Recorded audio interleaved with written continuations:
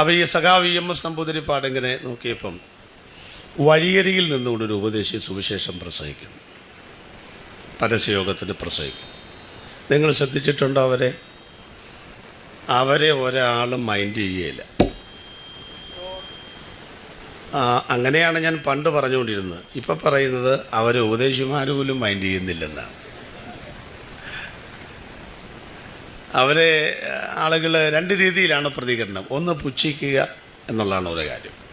പുച്ഛം എന്ന വാക്കിനേക്കാൾ നല്ലത് സുകുമാർ അഴീക്കോട് സാറ് പറഞ്ഞ വാക്കാണ് പുണ്യം. അതാണ് കുറച്ചുകൂടെ നല്ലത്. എന്താണെന്ന് വെച്ചാൽ നമ്മളിങ്ങനെ വഴിയരികെ, ഞാനൊക്കെ കവലപ്രസംഗനായിരുന്നു കേട്ടോ, അങ്ങനെ ഈ രംഗത്തേക്കൊക്കെ വന്നത്. അപ്പം ഞങ്ങളിങ്ങനെ പ്രസംഗിച്ചുകൊണ്ടിരിക്കുമ്പം അവരുടെ ഫുട്പാത്തല്ലേ, അപ്പോൾ ആളുകളിങ്ങനെ അടുത്തൂടെ പോകുമ്പം ഒന്ന് നോക്കിച്ചു പോകും ഇങ്ങനെ. അതിൻ്റെ പേരാണ് പുച്ഛം. പിന്നെ ഒരു 10-20 മീറ്റർ ദൂരെ നിന്നിങ്ങനെ നോക്കി നിൽക്കും. ഊളൻ, വട്ടൻ, ഭ്രാന്തൻ, വേറെ പണിയൊന്നുമില്ല, നട്ടപ്പുറ വെയിലത്ത്. ആ നോട്ടത്തിൻ്റെ പേരാണ് പുണ്യം കേട്ടോ. അപ്പോൾ ഇതിനിപ്പോൾ അവർ തന്നെയല്ല, നാട്ടുകാരൊക്കെ ഇപ്പം നമ്മുടെ ആളുകളും അതിനെയൊക്കെ പുച്ഛിച്ചുകൊണ്ടിരിക്കുകയാണല്ലോ. പക്ഷേ ഞാൻ ഈ മൈക്കിൽ കൂടെ കിട്ടാവുന്ന ശബ്ദത്തിൽ ഉറക്കെ പറയുന്നു എൻ്റെ പ്രതികരണം. ഇവിടുത്തെ ലോകമറിയപ്പെടുന്ന കൃപാവരപ്രാപ്തന്മാരോ അല്ലാത്ത പ്രശസ്തരായ ഏത് പാസ്റ്റർമാരെക്കാൾ ഒരു പടി മുമ്പിലാണ് കവലയിൽ പ്രസംഗിക്കുന്ന ഉപദേശി. അതിനി ആരും പട്ടമൊന്നും ചാർത്തി കൊടുക്കേണ്ട കാര്യമൊന്നുമില്ല. ഉറക്കെ തന്നെ പറയുകയാണ്, നിങ്ങൾ ആരൊക്കെ വിമർശിച്ചാലും കവലയിൽ പ്രസംഗിക്കുന്ന ഉപദേശിയുടെ അത്രയും വരികയില്ല ഇവിടുത്തെ ഒരു പ്രശസ്തരും. സ്തോത്രം. അപ്പോൾ അദ്ദേഹം ഇങ്ങനെ പ്രസംഗിച്ചുകൊണ്ടിരിക്കുമ്പോൾ സഖാവ് EMS നമ്പൂതിരിപ്പാടിനെ കണ്ടു. പുള്ളി നോക്കിയപ്പോൾ ആരും കേൾക്കുന്നില്ല, പക്ഷേ ഇങ്ങനെ കേട്ടുകൊണ്ടിരിക്കുകയാണ്. അപ്പോൾ നോക്കിയപ്പോൾ ഒരു വയസ്സായ മനുഷ്യൻ. അങ്ങേരെ ആരാധനം പുള്ളിക്കറിയത്തില്ല, നമുക്കറിയാം ഇല്ലേ? നമ്മളാണീ പറയും ചോരയെങ്കിൽ ചോര കൊടുത്ത വിപ്ലവത്തെ പാലൂട്ടി വളർത്തുവാൻ എണാങ്കണത്തിൻ്റെ വീതിയിലിറങ്ങി ചെമ്പടയുടെ സമർത്ഥനായ സാരഥി എന്നൊക്കെ നമ്മൾ പറയും. പുള്ളിക്കൊന്നും അറിയത്തില്ല, ഒരു മനുഷ്യൻ. അപ്പോൾ ഒരാളെ കിട്ടിയെന്നുള്ളത് എന്തോന്ന് പുള്ളി തകർത്ത് സുവിശേഷം പറഞ്ഞു. ഞങ്ങളൊക്കെ അങ്ങനെ ബസ്സിനകത്ത് ബസ് വന്ന് നിൽക്കുമ്പം അവരോട് പറയാൻ 5-6 വാക്കുണ്ട്. അവർ പോയി കഴിയുമ്പോൾ പിന്നെ കുത്തിയിരിക്കുന്നതോട് പറയാൻ ബാക്കി പറയും. അങ്ങനെ. അപ്പോൾ ഇതൊക്കെ അത് ശ്രദ്ധിച്ചു, തകർത്ത് പ്രസംഗിച്ചു. ജാഥയുടെ കുരുക്കഴിഞ്ഞു, ജാഥ മുന്നോട്ട് പോയി. അടുത്ത മാസത്തെ ചിന്ത എന്ന് പറയുന്ന വാരികയിൽ സഖാവ് EMS നമ്പൂതിരിപ്പാടിൻ്റെ വക സുന്ദരമായ, ഞങ്ങൾക്കൊക്കെ പ്രസംഗിക്കാൻ തങ്കൽവികളിൽ ആലേഖനം ചെയ്യപ്പെട്ട ചരിത്രത്തിൻ്റെ തങ്കത്താളുകൾ എഴുതി ചേർക്കപ്പെട്ട ഒരു വചനം പുറത്തു വന്നു, ഒരു വാചകം. ക്രിസ്തു എന്നത് സത്യമത്രേ സങ്കല്പമത്രേ എന്ന് തിട്ടമായി പറയുവാൻ എനിക്ക് ബുദ്ധിമുട്ടുണ്ട് അങ്ങേർക്ക്. പക്ഷെ ഒരു കാര്യം ഞാൻ സമ്മതിക്കുന്നു. എന്താണാവോ? ഞങ്ങൾക്കൊക്കെ ആവേശകരമായി സംസാരിക്കണമെങ്കിൽ കാൽനട പ്രചരണ ജാഥ കവലയിൽ അവസാനിക്കണം. പഞ്ചായത്ത് മെമ്പർ മുതൽ ഹാരാർപ്പണങ്ങൾ അധികമായി നടത്തണം. ഒടുവിൽ അതെല്ലാം കൂടെ ഞങ്ങൾ വാരി വെച്ചിട്ടും ഞങ്ങളുടെ പേര് വിളിക്കുമ്പോൾ അണിയൽ എന്താ പറയുക, ഇൻകുലാബ് സിന്ദാബാദിൻ്റെ വിളികൾ ദിഗന്ധങ്ങൾ ഭേദിക്കുമാറ് ഇടിമുഴക്കത്തിൻ്റെ ശബ്ദത്തോടെ പറയുമ്പോഴാണ് അല്പം വിക്കുള്ള എനിക്ക് പോലും അനർഗളമായി സംസാരിക്കുവാൻ ഇടവരുന്നതും ഞരമ്പുകളിൽ ആവേശമുണ്ടാകുന്നതും.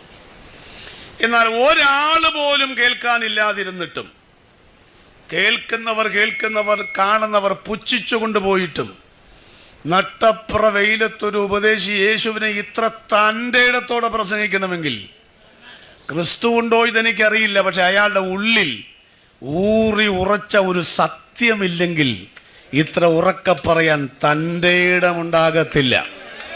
അതുകൊണ്ട് ഏത് നേതാവിരുന്നാലും ഏതാളിരുന്നാലും അവിടെ എല്ലാം ഞങ്ങൾ നെഞ്ചും നെറ്റിയും വിരിച്ച് ധൈര്യത്തോടെ ഞങ്ങൾ പറയാൻ കാരണം യേശുവിന് പകരം വെക്കാൻ മറ്റൊരു രക്ഷിതാവ് ലോകത്തിൽ ഇല്ലെന്നുള്ളതാണ്. അതുകൊണ്ട് ഉറക്കെ പറയും ചില കാര്യങ്ങളൊക്കെ, ഉപദേശങ്ങളൊക്കെ കുറിച്ച് ഉറക്കൊക്കെ പറഞ്ഞു നിന്നിരിക്കും അല്ലേ. എല്ലാവർക്കും ബഹുമാനപ്പെട്ട ഭരണാധികാരികൾ ഇവിടെ വന്ന് നമുക്ക് ആശംസകളൊക്കെ അറിയിച്ചിട്ടുണ്ട്. നല്ല കാര്യമാണ്. ഞങ്ങളും നിങ്ങളുടെ എല്ലാ കാര്യങ്ങൾക്കും ഇല്ലേ പുറകിലുണ്ടല്ലോ, എല്ലാ കാര്യങ്ങൾക്കും ആശംസകൾ അറിയിക്കുന്നു. ഞങ്ങളോട് പറഞ്ഞതുപോലെ ഞങ്ങളും പറയുകയാണ്, ഭരണമെന്ന വാക്കിന് കടത്ത് എന്നാണ്. കടത്തെന്ന് പറയുമ്പോൾ ഇക്കരെ നിൽക്കുന്നവനെ അക്കരയ്ക്ക് കടത്തുക എന്നുള്ളതാണ്. എന്തിക്കരെ നിൽക്കുന്നവനെ വീടില്ലാത്തവന് വീടുണ്ടാക്കി കൊടുക്കുക, ആരോഗ്യമില്ലാത്തവന് മരുന്ന് കൊടുക്കുക, കാശില്ലാത്തവന് പെൻഷൻ കൊടുക്കുക. അതിൻ്റെ പേരെ ഈ കടത്തെന്ന് പറയുന്നു. നമ്മൾ പിന്നെ നാളുകളായിട്ട് കണ്ടുകൊണ്ടിരിക്കുന്ന ഖജനാവിൽ നിന്ന് വീട്ടിലോട്ട് കടത്തുന്ന കടത്താണ്.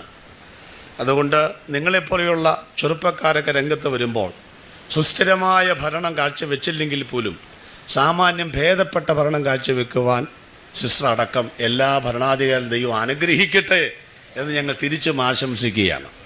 നമുക്ക് ഈ വചനത്തിലേക്ക് വരാം. ഞാൻ പ്രത്യക്ഷതകൾ എന്ന ഭാഗമാണ് പ്രസംഗിക്കുന്നത്. പ്രത്യക്ഷതകൾ, പറൂസിയ എന്ന വാക്കാണ് ഔദ്യോഗിക പ്രത്യക്ഷതയ്ക്ക് വേദപുസ്തകത്തിൽ കൊടുത്തിരിക്കുന്നത്. അല്ലാത്ത ഒത്തിരി പ്രത്യക്ഷതകളുണ്ട്. എമ്മൗസിലേക്ക് പോയ ശിഷ്യന്മാർക്ക്, ഒടുവിൽ അകാല പ്രജ പോലെയുള്ള പൗലോസിനൊക്കെ പ്രത്യക്ഷമായ ഒരുപാട് കാര്യങ്ങൾ. യേശുക്രിസ്തുവിൻ്റെ പ്രധാനപ്പെട്ട പ്രത്യക്ഷതകൾ 3 മുഖവരകൾ വരുന്നു. 1, 2000 വർഷങ്ങൾക്ക് മുൻപ് വേഷത്തിൽ മനുഷ്യനായ യേശുക്രിസ്തു ലോകത്തിൽ പ്രത്യക്ഷനായി. 2, 33.5 വർഷം കഴിഞ്ഞപ്പോൾ കർത്താവ് സ്വർഗത്തിൽ പ്രത്യക്ഷനായി. 3, ഇനിയും കർത്താവ് വീണ്ടും ലോകത്തിലേക്ക് പ്രത്യക്ഷനാകും. അതുകൂടാതെ 2 പ്രത്യക്ഷതയും കൂടിയുണ്ട്. രഹസ്യ വരവിൻ്റെ തൊട്ടടുത്ത പരസ്യ പ്രത്യക്ഷതയും സഹസ്രാബ്ദ വാഴ്ചയ്ക്ക് വരുന്ന പ്രത്യക്ഷതയും 5 കാണും. ഔദ്യോഗികമായിട്ട് ഈ 3 ഈ 3 പ്രത്യക്ഷതകൾ എന്തിനാണെന്ന് ചോദിച്ചാൽ 3 കൂട്ടം കാര്യങ്ങൾക്ക് വേണ്ടിയാണ്. എന്തിനാണ് യേശുക്രിസ്തു ലോകത്തിലേക്ക് വന്നത്? 3 കൂട്ടം കാര്യങ്ങൾക്ക് വേണ്ടിയാണ്. എന്തിനാണ് കർത്താവ് സ്വർഗത്തിൽ പോയത്? 3 കൂട്ടം കാര്യങ്ങൾക്ക് വേണ്ടിയാണ്. എന്തിനാണ് കർത്താവ് വീണ്ടും ഭൂമിയിലേക്ക് വരുന്നത്? 3 കൂട്ടം കാര്യങ്ങൾക്ക് വേണ്ടിയാണ്. 9 കാര്യം പെട്ടെന്ന് പറയാം. എന്തിനാണ് കർത്താവ് ലോകത്തിൽ വന്നത്? 3 കൂട്ടം കാര്യങ്ങൾ. 1, യേശുക്രിസ്തു ലോകത്തിലേക്ക് വരണമെന്ന് 300-ലേറെ പ്രവചനങ്ങളുണ്ടായിരുന്നു. ആ പ്രവചനങ്ങൾ നിവർത്തീകരിക്കുവാനാണ് യേശു ലോകത്തിലേക്ക് വന്നത്. 2, മനുഷ്യവർഗത്തിൻ്റെ പാപങ്ങൾ സമ്പൂർണമായി പരിഹരിക്കാനാണ് യേശു ലോകത്തിലേക്ക് വന്നത്. 3, പിശാചിൻ്റെ തലയെ തകർക്കുവാനാണ് യേശു ലോകത്തിലേക്ക് വന്നത്. അതിനാണ് എല്ലാവരും സ്വത്തം പറഞ്ഞത്. കാരണം പുള്ളിക്കാരനുമായിട്ടാണ് കൂടുതൽ ബന്ധമെന്ന് എനിക്ക് തോന്നുന്നു. ആട്ടെ, ഇനി 2ാമത്തെ പ്രത്യക്ഷത സ്വർഗത്തിലാണ്. അതെന്താ പറയാൻ കാര്യം? അങ്ങനെ ഒരു പ്രത്യക്ഷതയുണ്ടോ? ഉണ്ടല്ലോ. എബ്രായ ലേഖനം 9:24 വായിക്കേണ്ട. ക്രിസ്തു വാസ്തവമായതിൻ്റെ പ്രതിബിംബമായി കൈപ്പണിയായ വിശുദ്ധ മന്ദിരത്തിലേക്കല്ല, ഇപ്പോൾ നമുക്ക് വേണ്ടി, കണ്ടോ, നമുക്ക് വേണ്ടി സ്വർഗത്തിലേക്ക് അത്ര ദൈവസന്നിധിയിലാണ് പ്രത്യക്ഷനായത്. അപ്പോൾ കർത്താവ് സ്വർഗത്തിൽ പോയതുകൊണ്ട് നമുക്കെന്തോ കിട്ടുന്നു? 3 കാര്യങ്ങൾ. 1, വിശ്വസിക്കുന്നവർക്ക് അവന് പരിശുദ്ധാത്മാവിനെ നൽകുന്നു. 2, വിശ്വസിക്കുന്നവർക്ക് വേണ്ടി അവൻ മധ്യസ്ഥത ചെയ്തുകൊണ്ടിരിക്കുന്നു.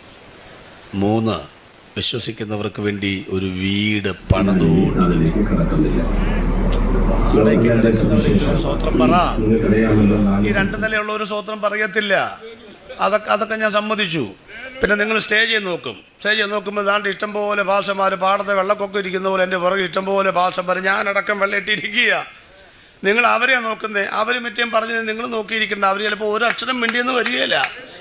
പിന്നെ സെൻട്രൽ പാഷന്മാരെ കായിക ചിലപ്പോൾ ഒട്ടും പറയത്തില്ല. അവരൊക്കെ ഈ 2 പാഷന്മാരൊന്നും അങ്ങനെയല്ലെന്നാണ് എൻ്റെ വിചാരം. സ്തോത്രം. ഞാൻ ഖത്തറിൽ ചെന്നപ്പോൾ ഒരു അധ്യക്ഷൻ ബഹുമാനപ്പെട്ട പാസ്സായിരുന്നു. അപ്പം നിങ്ങൾ നോക്കുന്നു, ഇവർ സ്തോത്രം പറയുന്നില്ലല്ലോ, അപ്പോൾ പിന്നെ ഞങ്ങളും. അതുകൊണ്ട് ദൈവത്തെ ഓർത്ത് എന്നെ പറഞ്ഞിരിക്കുന്ന ദൈവദാസന്മാരെ സ്തോത്രം പറഞ്ഞ് എനിക്കൊരു പ്രോത്സാഹനം തരണം. ഇല്ലേലും ഞാൻ പ്രസംഗിക്കും, എന്നാലും അങ്ങ് പറയുക സ്തോത്രം. അപ്പോൾ അവിടെ ഒരു വീട് ഒരുക്കിക്കൊണ്ടിരിക്കുകയാണ്. 3ാമത് യേശു ലോകത്തിലേക്ക് വരും 3 കാര്യങ്ങൾക്ക് വേണ്ടി. 300 പ്രവചനം 1ാമത്തെ വരവിന്, 625 പ്രവചനം 2ാമത്തെ വരവിന്. അത് നിവർത്തിക്കാനാണ് വരുന്നത്. 2, രക്ഷിക്കപ്പെട്ട ദൈവമക്കളുടെ ശരീരത്തിൻ്റെ വീണ്ടെടുപ്പ് നടക്കും. 3, ഈ ലോകത്തിൻ്റെ ഭരണം. സിസ്റ്റർ വിഷമിക്കണ്ട, കുറച്ച് നാളുകളൊക്കെ അവിടെ ഉണ്ടാവുള്ളൂ. പക്ഷേ ആത്യന്തികമായി ഞങ്ങളുടെ യേശു ഭരിക്കും. ഒറ്റ പ്രതിപക്ഷം പോലുമില്ലാതെ 5 കൊല്ലമല്ല, 1000 വർഷം ഭരിക്കുവാൻ വരുന്ന ഏക ചക്രാധിപതിയും ദൈവാദി ദൈവവും രാജാതി രാജാവുമായ യേശുവിന്റെ പ്രത്യക്ഷതയ്ക്ക് വേണ്ടിയാണ് ഞങ്ങൾ കാത്തിരിക്കുന്നത്. ഇതിൽ ഞാൻ അവതരിപ്പിക്കുന്ന 1ാമത്തെ പ്രത്യക്ഷതയാണ്. അത് തന്നെ സമയം കിട്ടുമെന്ന് അറിയത്തില്ല. എനിക്ക് 7:30 സമയം തരും. 9 മണിക്ക് നിർത്തണം. 1.5 മണിക്കൂർ കൂടി വന്നൊരു 15 മിനിറ്റ് എടുത്തോളാൻ പറഞ്ഞാണ് എന്നെ വിട്ടത്. ഇവിടെ വന്നപ്പോൾ 7:45 കഴിഞ്ഞ് 8 മണി ആകാറായി. അതിൻ്റെ ഒരു വിഷമം മുൻസിപ്പാസൊക്കെ ഉണ്ട്. വിഷമിക്കണ്ട, എൻ്റെ കയ്യിൽ നിന്ന് പോയത് ഞാനങ്ങ് എടുത്തോളാം. അപ്പം ആ പ്രശ്നം തീർന്നില്ലേ? നിങ്ങൾ എന്തിനാ വിഷമിക്കണേ? ഇല്ലേ പാസ്റ്റേ? പിന്നല്ല അല്ല, എൻ്റെ പാസ്റ്റ് അതിന് സർവ്വ പിന്തുണയാ. എന്നോട് പറഞ്ഞ 1.5 മണിക്കൂറിൽ കുറച്ച് പ്രസംഗിച്ചാൽ എന്ന് പറഞ്ഞാൽ വിട്ടിരിക്കുന്നത്. സ്വോത്രം. ഞാനിപ്പോൾ അങ്ങനെ, കാരണം നമ്മൾ ഈ പറയുന്നിടത്തൊന്നും സംഗതി വഞ്ചി കിട്ടുന്നില്ല. നമ്മൾ ഒരു തെറ്റായ വാക്കും പറയും, സമയം മുന്നോട്ട് പോയി. എവിടെ മുന്നോട്ട് പോയി? എൻ്റെ അറിവിൽ ഇന്ന് വരെ വാച്ച് മുന്നോട്ട് ഓടിയിട്ടില്ല, കൃത്യമായിട്ടേ ഓടത്തുള്ളൂ. ആര് പിറകോട്ട് പോയി? നമ്മൾ. ആ കുറ്റം പോലും ഇതുവരെ സമ്മതിച്ചിട്ടില്ല. സമയം ചുമ്മാ ഇരിക്കുന്ന വാച്ചിനാ കുഴപ്പം, നമ്മൾ പുറകോട്ട് പോയി എന്ന് പറഞ്ഞു പഠിക്കാദ്യം. സ്വോത്രം. ചിലപ്പോൾ അറിയാതെ ഞാനും പറഞ്ഞു, കാരണം പറഞ്ഞു അതാ ശീലം, അതാ കുഴപ്പം. അപ്പൊ യേശു ഒന്നാമത് ലോകത്തിൽ വന്നുകൊണ്ട് എന്തോ കിട്ടി? 3 കാര്യങ്ങൾ.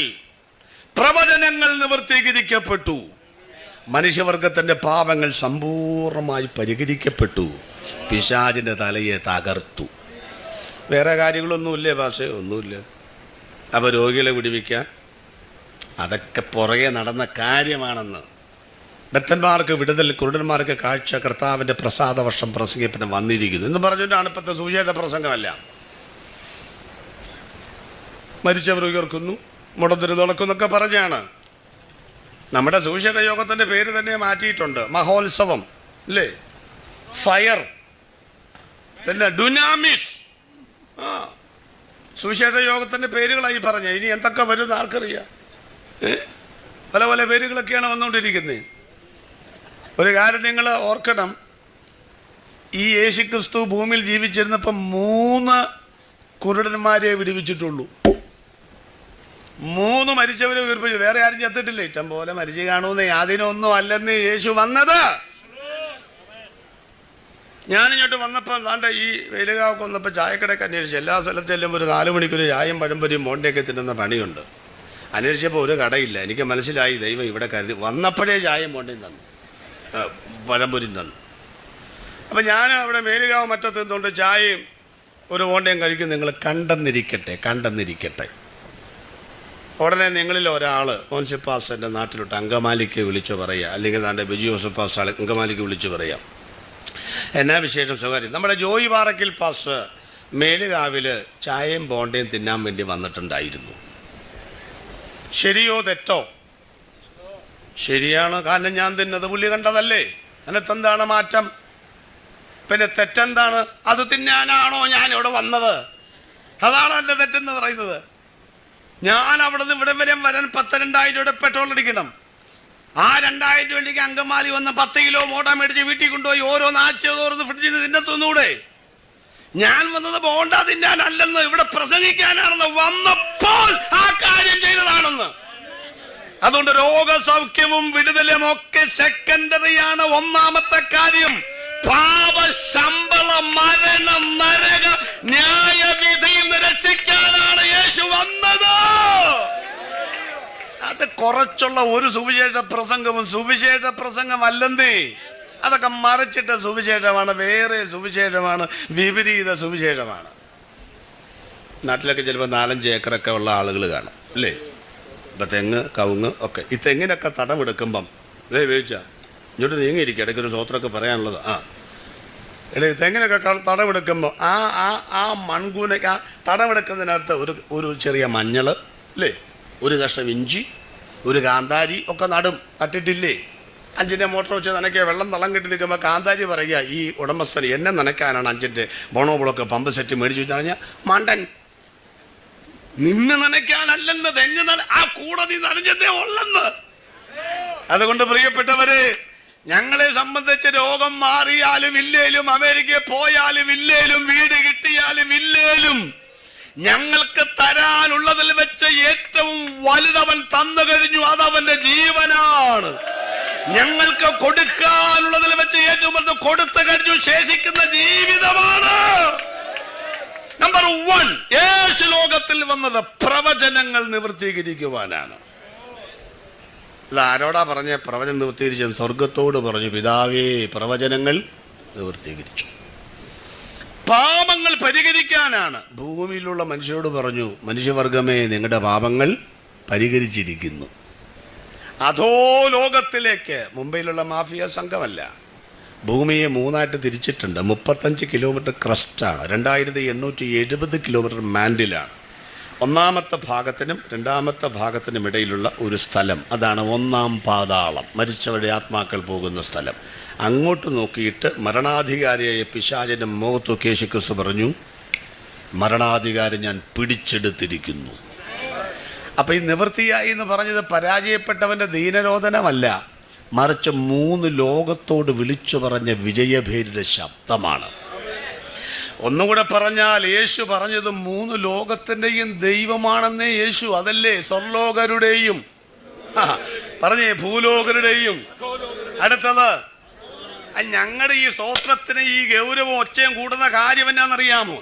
ഇരിക്കുന്ന ആളുകളുടെ എണ്ണത്തിനനുസരിച്ചല്ല ഞങ്ങൾ സ്തോത്രം പറയുന്നത്. എഴുന്നള്ളി വന്നിരിക്കുന്ന ദൈവത്തിന്റെ മഹത്വത്തിനനുസരിച്ചാ ദൈവത്തെ സ്തുതിക്കുന്നത്.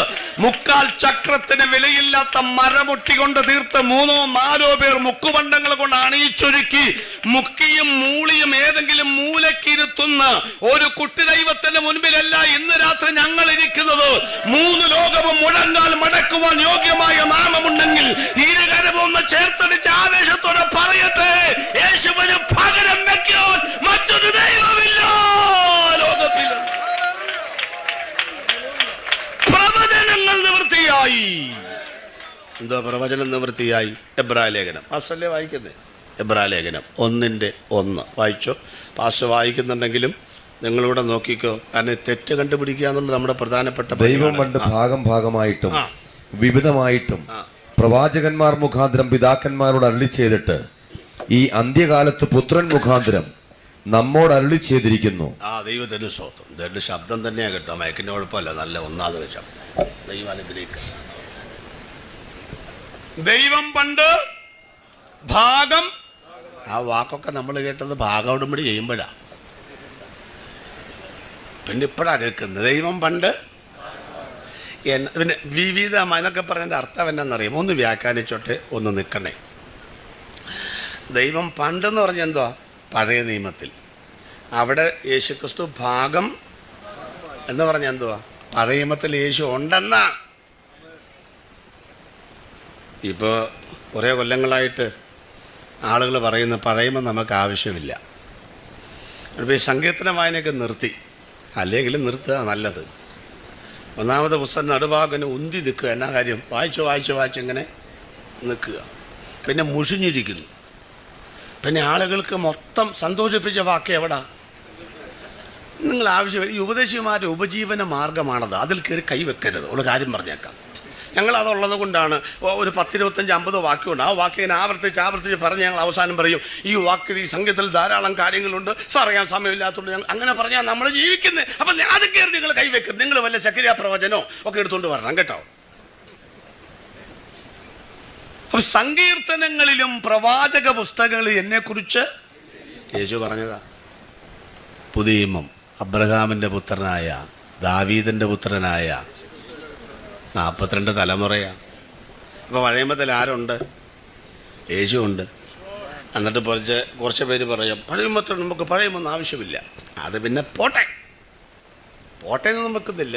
ഒരു 5-6 കൊല്ലം മുമ്പ് വേറൊരു മഹാൻ പറയാണ്, പഴയ നിയമം വേണ്ട എന്ന് നിങ്ങൾ കേട്ടിട്ടുണ്ടല്ലോ. ഞാനോ നിങ്ങളോട് പറയുന്നത്, വേദപുസ്തക ഭാഷയാണ്, പുതിയ നിയമവും നമുക്ക് ആവശ്യമില്ല. എൻ്റെ തെളിവ് നിരത്താൻ ഭയങ്കര മിടുക്കര. അയ്യോ, തെളിവൊക്കെ പറഞ്ഞിട്ട് നമ്മൾ പെട്ടുപോകും. തെളിവൊക്കെ ഭയങ്കര തെളിവുകളാണ്. എന്താ പറയുകയാണ്, അപ്പോസ്തലിക സഭയാണ് നമ്മൾ. അപ്പോസ്തലന്മാരുടെ കാലഘട്ടത്തിൽ ബൈബിൾ ഉണ്ടായിരുന്നില്ല. പാപം ചെയ്തിട്ട് വന്ന അനന്യാസിനെയും സഫീറയെയും ദൈവാത്മാവ് വെളിപ്പെടുത്തിയപ്പോൾ ചോദിച്ചു, പരിശുദ്ധാത്മാവിനോട് വ്യാജം കാണിപ്പാൻ സാത്താൻ തൻ്റെ ഹൃദയം കൈവശമാക്കിയത് എന്ത്? ബൈബിളൊക്കെ മാറ്റി എൻ്റെ ആവശ്യമില്ല. നമുക്ക് വെളിപ്പാടും ദർശനമുള്ള സഭയായിട്ട് മാറണം. ഇത് പറഞ്ഞപ്പോൾ കുറച്ച് പേര് ആത്മാവിലായി എന്നൊക്കെയാണ് ഞാൻ കേട്ടത്. ഇത് കേട്ട ഒരാൾ എന്നോട് ചോദിച്ചു, പാസ്റ്റർ എന്തോ പറയുന്നു? എന്തോന്നു? അല്ല, അങ്ങേര് പറഞ്ഞല്ലോ പഴയ ആവശ്യമില്ല, പുതിയ ആവശ്യമില്ല എന്ന്. ഞാൻ പറഞ്ഞു, അങ്ങേരെ നമുക്ക് ആവശ്യമില്ല. നിങ്ങൾ കുറച്ച് പേരിങ്ങനെ തോളച്ചുകൊണ്ട് നടക്കുന്നല്ലാതെ എത്ര കൊടി കെട്ടിയ പ്രസംഗനാന്ന് പറഞ്ഞാൽ ഇതിനകത്തുള്ളതല്ല പറയുന്നതെങ്കിൽ അതിനോട് നോ പറയാനുള്ള പരിജ്ഞാനവും വചനത്തിന്റെ ജ്ഞാനവും ദൈവമക്കൾ പ്രാപിച്ചിരിക്കണമെന്ന്. വലിയ ആളുകൾ വലിയ മണ്ടത്തരേ പറയുള്ളൂ, അതറിയാമോ? ചെറിയ മണ്ടത്തരം പറയുകയില്ല. നമ്മളൊക്കെ ചെറുതേ പറയുള്ളൂ. അപ്പൊ ദൈവം പണ്ട് എവിടാ പടയമത്തിൽ ക്രിസ്തു? ഈ ഉപദേശിമാരുടെ, ഞാനൊക്കെ പഴയ ഉപദേശിമാരുടെ പുറകെ നടന്ന ഉപദേശിപ്പണി പഠിച്ചത് കേട്ടോ. അതുകൊണ്ട് എന്താ ഗുണം എന്ന് വെച്ചാൽ അതേ ഗുണമുള്ളൂ. അതാ വേറെ കാര്യം. നമ്മൾ ഈ കിളിയായി നടന്ന ഡ്രൈവറായാൽ വണ്ടി വഴി കിടക്കുകയില്ല. എന്താ കാര്യം? ബോണറ്റ് പൊക്കി ഏതെങ്കിലുമൊക്കെ വയറ് തമ്മിൽ കടിച്ച് പൊട്ടിച്ച് കുട്ടി വെപ്പിച്ച് പത്രക്കാരോട് തള്ളി നമ്മൾ സ്റ്റാർട്ട് ചെയ്ത് കൊണ്ടുപോകും. ഡ്രൈവിംഗ് സ്കൂളിൽ പോയി ഡ്രൈവിംഗ് പഠിച്ചാൽ വണ്ടി കിടയിൽ അവിടെ കിടക്കും. കാൻ്റെ ബോണറ്റ് പൊക്കുന്ന സ്വിച്ച് പോലും എവിടാന്ന് ഇതുവരെ. ഇവൻ ഈ സാധനം മാത്രമല്ല, ക്ലച്ചും ബ്രേക്ക് അയാളുടെ കാലയിലായിരുന്നു. അതുകൊണ്ട് ഞാൻ പറയുന്നത്, എന്തെല്ലാം ഡിഗ്രി ഉണ്ടെന്ന് പറഞ്ഞാലും BTHും BD ഒക്കെ ഉണ്ടെന്ന് പറഞ്ഞാലും തീപ്പെട്ടി ഉണ്ടാക്കണമെങ്കിൽ ബീഡി ഉണ്ടായാൽ മാത്രം മതിയോ? ഒരു തീപ്പെട്ടിയും കൂടെ വേണമെന്നുണ്ടെങ്കിൽ ഏതേലും ഉപദേശിമാരുടെ പുറകെ നടന്നത് പഠിക്കണം. ചിലപ്പോൾ ഒരു ഇറിറ്റേഷനൊക്കെ തോന്നിയേക്കാം. കാരണം BTHും BD MD ഒക്കെ എടുത്ത് വെളിപ്പാട് ദിവസം പ്രസംഗിക്കാൻ അങ്ങോട്ട് ഇറങ്ങി വരുന്നത് ആദ്യം തന്നെ നിങ്ങൾക്ക് വിഷമം തോന്നിയേക്കാം. പക്ഷെ ഉപദേശിമാരുടെ പുറകെ നടന്ന് പഠിച്ചവൻ്റെ ഗുണം വേറെയാണ്. അപ്പം ഞാനങ്ങനെ ഉപദേശിമാരുടെ പുറകെ നടന്ന് പഠിച്ചത്. അപ്പോൾ ഈ ഉപദേശിമാരുടെ ഉദാഹരണങ്ങളുള്ള കിടുക്കാച്ചി സാധനമാണ്. നമ്മൾ 1 മണിക്കൂർ പ്രസംഗിക്കുന്ന നേരം കൊണ്ട് ഒരു ഉദാഹരണം അവരുടെ കാര്യം പറഞ്ഞു കഴിയും. അപ്പോൾ അവരുടെ 2 ഉദാഹരണം ഈ പ്രസംഗത്തിലെടുത്ത് വീശുക. ഒന്നാമത്തെ ഉദാഹരണം, നമ്മൾ ഇവിടുത്തെ മുനിസിപ്പൽ പാസ്റ്റർ ഈ വീട് വിട്ട് കുറച്ച് നാളത്തേക്ക് വിദേശത്ത് പോകാമെന്നിരിക്കട്ടെ. പോയിട്ടുണ്ടോ? പോട്ടെ, ഇതൊക്കെ ഒരു ദൂതായിട്ടൊക്കെ ഏറ്റവും ഇതിലൊക്കെ സ്വോത്രം പറയണ്ടായോ? അപ്പോൾ പോവാന്നിരിക്കട്ടെ. അപ്പോൾ ഇവിടെ ഭാഷയൊക്കെ വേറെ ഭാഷമാരൊക്കെ വെക്കുമായിരിക്കും. സ്വന്തം വീട്ടിലെ കാര്യം പറഞ്ഞ് ലൈനൊക്കെ ഓഫ് ചെയ്ത് അതിനെ പോവുക. അപ്പോൾ തിരിച്ചു വരുമ്പോൾ ആദ്യം എന്ത് ചെയ്തു? മെയിൻ സ്വിച്ച് ഓൺ ചെയ്തു. 35 മീറ്ററിൽ കൂടുതൽ വരുന്ന സർവീസ് വയറിൽ കൂടെ കറണ്ട് നമ്മുടെ വീട്ടിലേക്ക് വന്നു. ശ്രദ്ധിച്ചോളൂ, കറണ്ട് വന്നേ ഉള്ളൂ, അല്ലാതെ എല്ലാ മുറിയിൽ ലൈറ്റ് തെളിഞ്ഞു എന്നല്ല അതിനർത്ഥം. ബെഡ്റൂമിൽ, കിച്ചണിൽ, ടോയ്ലറ്റിൽ, വിസിറ്റിംഗ് റൂമിൽ, ഡൈനിങ് ഹാളിലൊക്കെ അതാത് സ്ഥലത്ത് ബൾബ് തെളിയണമെങ്കിൽ അതാത് സ്ഥലത്തുള്ള സ്വിച്ച് അമർത്തണം. അല്ലാണ്ട് ഒറ്റ സ്വിച്ചാൽ എല്ലാം കൂടെ കത്തുന്ന കൺവെൻഷനാണ്. ഉണ്ടോ? ഇതിപ്പോൾ ഇങ്ങോട്ട് അത് പറഞ്ഞ് ഓഫ് ചെയ്യാൻ പറഞ്ഞാൽ അവർ പറയും, സാറേ അത് ഓഫ് ചെയ്ത് എല്ലാം കൂടെ കിട്ടുമെന്ന് പറയും. അതാ കൺവെൻഷനാണ്, അതിൻ്റെ രീതിയാണ്. വീട്ടിലങ്ങനെയാണോ? ഇതുപോലെ പഴയമത്തിലെ 39 പുസ്തകത്തിലും ക്രിസ്തു ഉണ്ട്. സ്വിച്ച് കണ്ടുപിടിക്കണം. അത് കണ്ടുപിടിക്കാനുള്ള വിഷമം കൊണ്ടാണ് പഴയമത്തിൽ യേശുവില്ല എന്ന് പറയുന്നത്. അതിനെ കുറച്ച് പണിയെടുക്കണം. ഇപ്പോൾ പണിയെടുക്കുന്നവരുണ്ടോ? പണ്ടൊക്കെ ഞങ്ങൾ പറഞ്ഞിരുന്നു, ഞാൻ കർത്താവിൽ നിന്ന് പ്രാപിക്കുകയും നിങ്ങൾക്ക് ഇപ്പം തിരിച്ചിട്ടു, ഞാൻ കമ്പ്യൂട്ടറിൽ നിന്ന് പ്രാപിക്കുകയും വാട്സാപ്പിൽ കൂടെ നിങ്ങൾക്ക് അയച്ചു തരികയും ചെയ്ത്. എന്തെന്നാൽ ഈ പ്രശ്നം കുത്തിയിരിക്കുക. ആ സ്വിച്ച് പറഞ്ഞപ്പോഴേ ഉൽപ്പത്തി പുസ്തകം 3-ാം അധ്യായത്തിന് ഒന്നും എടുക്കണ്ട, 15, 16, 17 വന്നിങ്ങനെ അങ്ങോട്ട് ഞെക്കണം. അപ്പോൾ ഒരു ബൾബ് തെളിയും. ബൾബിൻ്റെ പേര് സ്ത്രീയുടെ സന്തതി. എന്നാ നല്ല ബൾബാ അല്ലേ? പുറപ്പാട് പുസ്തകം 12-ാമത്തെ 4-ാമത്തെ വാക്യത്തിൽ ഞെക്കുമ്പം ഒരു ഹാലജനും ബൾബ് തെളിയും. പെസഹ കുഞ്ഞാട്. സംഖ്യാപുസ്തകത്തിൽ അടിക്കപ്പെട്ട പാറ. ലേവ്യ പുസ്തകത്തിൽ കൺവെൻഷൻ്റെ വിളക്ക് പോലെ 7 യാഗങ്ങളാണ്. 5 ഉള്ളൂ. ചുവന്ന പശുക്കിടാവിൻ്റെ യാഗവും കരപൂരണ യാഗമടക്കം 7 യാഗങ്ങളുടെ പൊരുളാണ്. ആവർത്തന പുസ്തകത്തിൽ വരുവാനുള്ള പ്രവാചകൻ. യോശുവയുടെ പുസ്തകത്തിൽ സർവ്വസൈന്യാധിപൻ.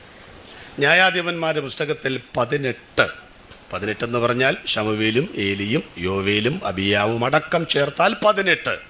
ന്യായാധിപന്മാർക്ക് മീതെ ന്യായപാലനം ചെയ്യുന്ന ന്യായകർത്താവ്. 1-2 ശമൂവേലിൽ പ്രവാചക വരേണ്യൻ. 1-2 രാജാക്കന്മാരിൽ 41 രാജാക്കന്മാർക്ക് മീതെ രാജ്യം ഭരിക്കുന്ന രാജാതി രാജാവ്. 1-2 ദിനവൃത്താന്തങ്ങളിൽ കർത്താതി കർത്താവ്. രൂത്തിൽ അവൻ വീണ്ടെടുപ്പുകാരനായ ബോവസായിട്ടും എസ്തേറിൽ ഒരു മധ്യസ്ഥൻ്റെ രൂപത്തിലും നെഹമ്യാവിൻ്റെ പുസ്തകത്തിൽ രാഷ്ട്രത്തിൻ്റെ പുനഃസ്ഥാപകനായിട്ടും സങ്കീർത്തനങ്ങളിൽ ഇയ്യോബിൻ്റെ പുസ്തകത്തിൽ കഷ്ടപ്പെടുന്ന മശിഹയായിട്ടും സങ്കീർത്തനങ്ങളിൽ ആടുകളുടെ വലിയ ഇടയനായിട്ടും സദൃശവാക്യത്തിൽ സർവജ്ഞാനിയായിട്ടും സഭാപ്രസംഗിയിൽ സകലവും നിയന്ത്രിക്കുന്നവനായിട്ടും ഉത്തമഗീതത്തിൽ സഭയുടെ മണവാളനും പ്രിയനും തോഴനും കാന്തനുമായിട്ടും യെശയ്യാവ്, യിരെമ്യാവ്, യെഹെസ്കേൽ, ദാനിയേൽ 4 വലിയ പ്രവാചകന്മാരും ശേഷിക്കുന്ന 12 ചെറിയ പ്രവാചകന്മാരും അടങ്ങുന്ന 16 പ്രവാചകന്മാരുടെ വിലാപങ്ങളുടെ പുസ്തകം അടക്കമുള്ള 17 പ്രവചന ഗ്രന്ഥങ്ങളിൽ അവൻ യഹൂദ ജാതിയുടെ ചിരകാല പ്രതീക്ഷിത മശിഹയായിട്ടും രേഖപ്പെടുത്തിയിട്ടുണ്ട്. മത്തായിൽ രാജാവ്, മർക്കോസിൽ ദാസൻ, ലൂക്കോസിൽ മനുഷ്യപുത്രൻ, യോഹന്നാനിൽ ദൈവത്തിൻ്റെ പുത്രൻ, പ്രവർത്തന പുസ്തകത്തിൽ ചരിത്രത്തിൻ്റെ നെടുന്തൂണ്, ലേഖനങ്ങളിൽ സഭയുടെ ഭാവി പ്രത്യാശ.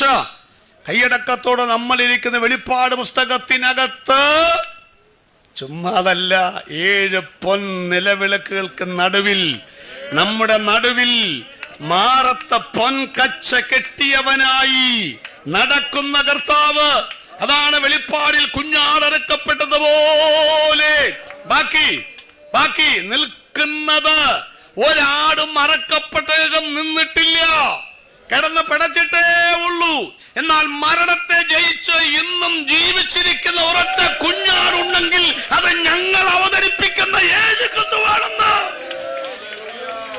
അതുകൊണ്ട് മനോരമയിലും മാധ്യമത്തിലും മംഗളത്തിലും മാതൃഭൂമിയിലൊക്കെ വന്ന പൊന്നമ്മ സൂപ്രണ്ടിനെയോ കുഞ്ചുകുറുപ്പിനെയോ ഫലിത ബന്ധുക്കളോ അവതരിപ്പിക്കാനല്ല ഞങ്ങൾ പന്തലിട്ടിരിക്കുന്നത്.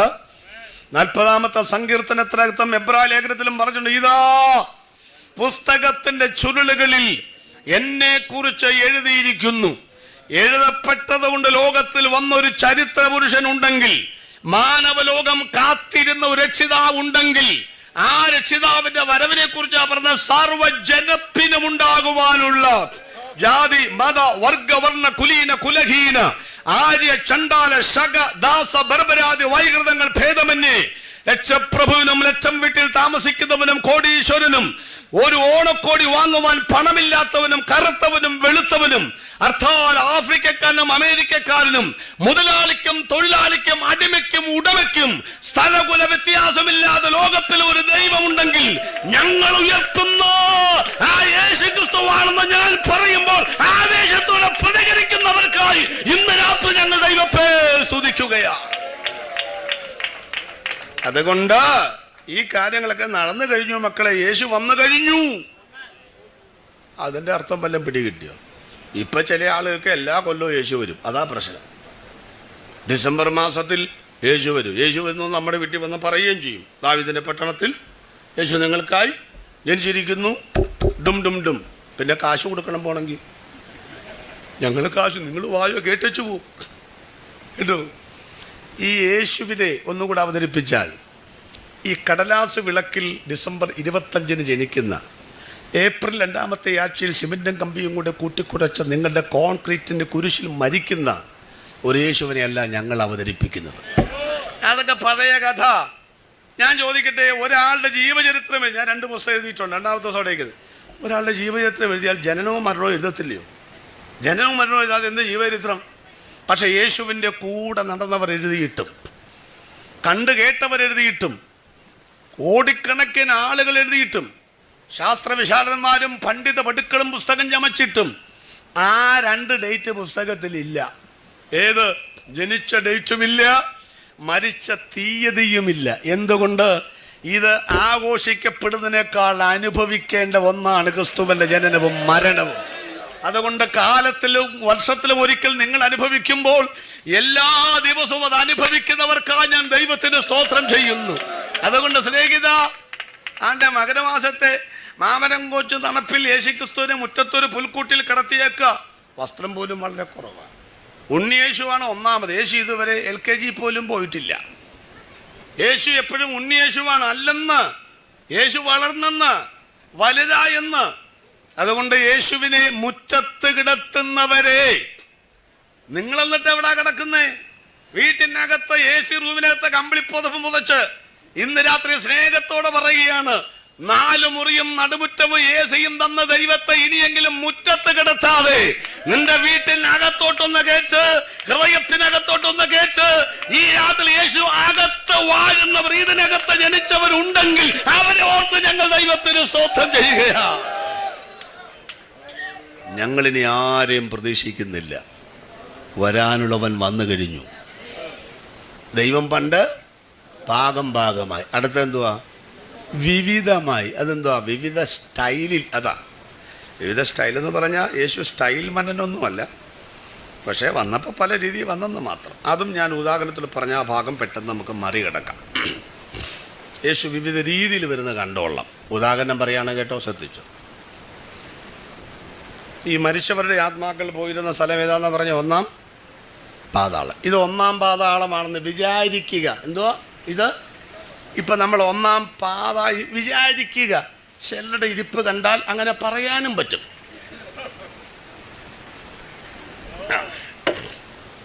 അങ്ങനെ നമ്മളിങ്ങനെ ഇരിക്കുമ്പം പെട്ടെന്നൊരു കുലുക്കം, എന്തോ പൊട്ടിത്തകരുന്ന പോലെ പാതാളത്തിൻ്റെ പൂട്ടുകൾ തുറന്നുപോയി. നടുക്ക ഒരുവൻ പ്രത്യക്ഷപ്പെട്ടു. തേജസ് വാരി ചുറ്റിയതുപോലെ ആഴത്തിൻ്റെ ആഴങ്ങൾ തോറ്റുപോകുന്ന മിഴിച്ചപ്പുകളും തോളറ്റം കിടക്കുന്ന ചുരുണ്ട മുടിയും നീണ്ടു നിവർന്ന നാസികയും എന്നോ ഭംഗിയ. യേശു നടുക്ക് പ്രത്യക്ഷപ്പെട്ടപ്പം സകല ആളുകളും ചാടി എഴുന്നേറ്റു. എഴുന്നേക്കും. ആരാ എഴുന്നേക്കാൻ ബുദ്ധിമുട്ടുള്ളത്? ഒന്നാമത്തെ മനുഷ്യൻ ആദാം. അദ്ദേഹമാണ് അവിടുത്തെ ചെയർപേഴ്സൺ, നമ്മുടെ അധ്യക്ഷരിക്കുന്ന പോലെ. അപ്പോൾ അദ്ദേഹത്തിന് എഴുന്നേക്കാൻ ഒരു ബുദ്ധിമുട്ടുണ്ടാകും. കാരണം എന്ന് വെച്ചാൽ ഞാൻ ഒന്നാമത്തെ ആളാണ്. ഇവിടെ ആര് വന്ന് എനിക്കെന്താണ്? എനിക്ക് ശേഷമല്ലേ ആളുകളുണ്ടായിട്ടുള്ളൂ. വൈസ് പ്രസിഡൻ്റ് ആരായിരിക്കും? വിശ്വാസിലെ പിതാവായ അവർ രണ്ടുപേരും അങ്ങനെ കാര്യമായിട്ട് എഴുന്നേക്കാൻ അനുമാനമാണ്, ഭാവന, ഇമാജിൻ ചെയ്ത കാര്യമാണ്. പുസ്തകത്തിലൊന്നുമില്ല കേട്ടോ. അപ്പോൾ എല്ലാവരും കൂടി എഴുന്നേറ്റ് ഇങ്ങനെ വിറങ്ങലിച്ച് നിൽക്കുമ്പം യേശു പതിയെ ആദാമിൻ്റെ അടുത്തോട്ട് ചെല്ലുന്ന രംഗം ഞാൻ ഭാവന കാണുകയാണ്. നിങ്ങൾക്കും ഭാവന കാണാം കേട്ടോ. യേശു അടുത്തോട്ട് ചെല്ലും തോറും ആദാമിന് ഇരിപ്പ് ഉറക്കുന്നില്ല. എന്നാലും പുള്ളി കസേരന്ന് പിടിവിട്ടിട്ടില്ല. എനിക്ക് ഈ മലയാളിയുമായിട്ട് ഒത്തിരി ബന്ധമുണ്ട് പുള്ളിക്ക്. എന്നെ കസേരയെന്ന് വിടുകയില്ല. അപ്പോൾ അടുത്തോട്ട് ചെന്ന് ഇപ്പോൾ അറിയാതെ എഴുന്നേറ്റു. രണ്ട് യുഗപ്രഭാവ പുരുഷന്മാരുടെ അപൂർവ സംഗമ വേദിക്ക് നമ്മൾ സാക്ഷിയാകുകയാണ്. മൗനം ഭഞ്ജിച്ചുകൊണ്ട് യേശു ചോദിച്ചു, അറിയാമോ? ആദാം പറഞ്ഞു, കണ്ട ഓർമ്മ ഇല്ല. കാരണം എല്ലാവരും ജനിച്ചപ്പം പുള്ളിക്കറിയാം. കണ്ട ഓർമ്മ ഇല്ല. യേശു പറഞ്ഞു, എനിക്കറിയാം. എങ്ങനെ അറിയാം? നന്നായിട്ടറിയാം. എനിക്ക് 930, ഇങ്ങർക്ക് 33. എങ്ങനെ അറിയും? അത് 4000 കൊല്ലം കഴിഞ്ഞ് എങ്ങനെ അറിയും? യേശു പറഞ്ഞു, താങ്കൾ പണ്ട് ഏതൻ തോട്ടത്തിലായിരുന്നല്ലോ. ആയിരുന്നു. ദൈവത്തിൻ്റെ കൂടെയൊക്കെ നടക്കുമായിരുന്നല്ലോ. ഞാനേ നടന്നിട്ടുള്ളൂ, വേറെ ആരും നടന്നിട്ടില്ല. അങ്ങനെ ഇരിക്കുമ്പോൾ ഒരിക്കൽ പാപം ചെയ്തതും അത്തിയില കൊണ്ടുള്ള ഉടുപ്പുണ്ടാക്കി തുന്നി മരത്തിൻ്റെ മറവിലേക്ക് പോയതും വെയിലറിയപ്പോൾ അത് ചുരുങ്ങി ഇപ്പോഴത്തെ പിള്ളേരുടെ പാൻറ്റിൻ്റെ മൂട് പോലെ ആയതും പിന്നെ തിരിച്ച് വിളിച്ചപ്പം ആകപ്പാടെ നാണം കെട്ട് വന്നതും ഓർമ്മയുണ്ടോ? ഇത്ര കൃത്യമായിട്ട് പറയാൻ ആരാ ആരാ ആരാ ആരാ ആരാ ആരാ? അതെ, ഈ താങ്കളുടെ ആ അത്തിയിലുള്ള ഉടുപ്പ് അങ്ങോട്ട് മാറ്റി ഒരു തോല് കൊണ്ട് ഉടുപ്പുണ്ടാക്കി. ശരിയാന്നോ? ഒന്ന് ഭാവന കണ്ടു നോക്ക്. അവിടെ വേദപുസ്തകത്തിൽ ദൈവശാസ്ത്രത്തിൽ മൃഗമറക്കപ്പെട്ടു എന്നൊരു പദമില്ല. ഇല്ല, അങ്ങനെയൊന്നുമില്ല. പക്ഷെ നമുക്ക് ഊഹിച്ചെടുക്കാവുന്നതേ ഉള്ളൂ. എന്താണ്? മൃഗമില്ലാതെയും ദൈവത്തിന് തോലൊക്കെ ഉണ്ടാക്കാം, അങ്ങനെയൊക്കെ ചെയ്യാം. എന്നാലും മനുഷ്യർക്ക് മനസ്സിലാക്കുന്ന ഭാഷയെ പറഞ്ഞാൽ മൃഗം യാഗമാകാതെ തോലുണ്ടാകുമോ? അച്ഛാ, താങ്കളുടെ തോലേതാ? ആ മൃഗമേതാ? ആദാം പറഞ്ഞു, ഞാനത് അന്വേഷിച്ച് നടക്കുക മോനെ. എൻ്റെ നഗ്നത മറയ്ക്കാൻ അന്ന് ഞാൻ പോലും അറിയാതെ മറവിടങ്ങളിൽ യാഗമായി തീർന്ന ആ മൃഗമേതാ?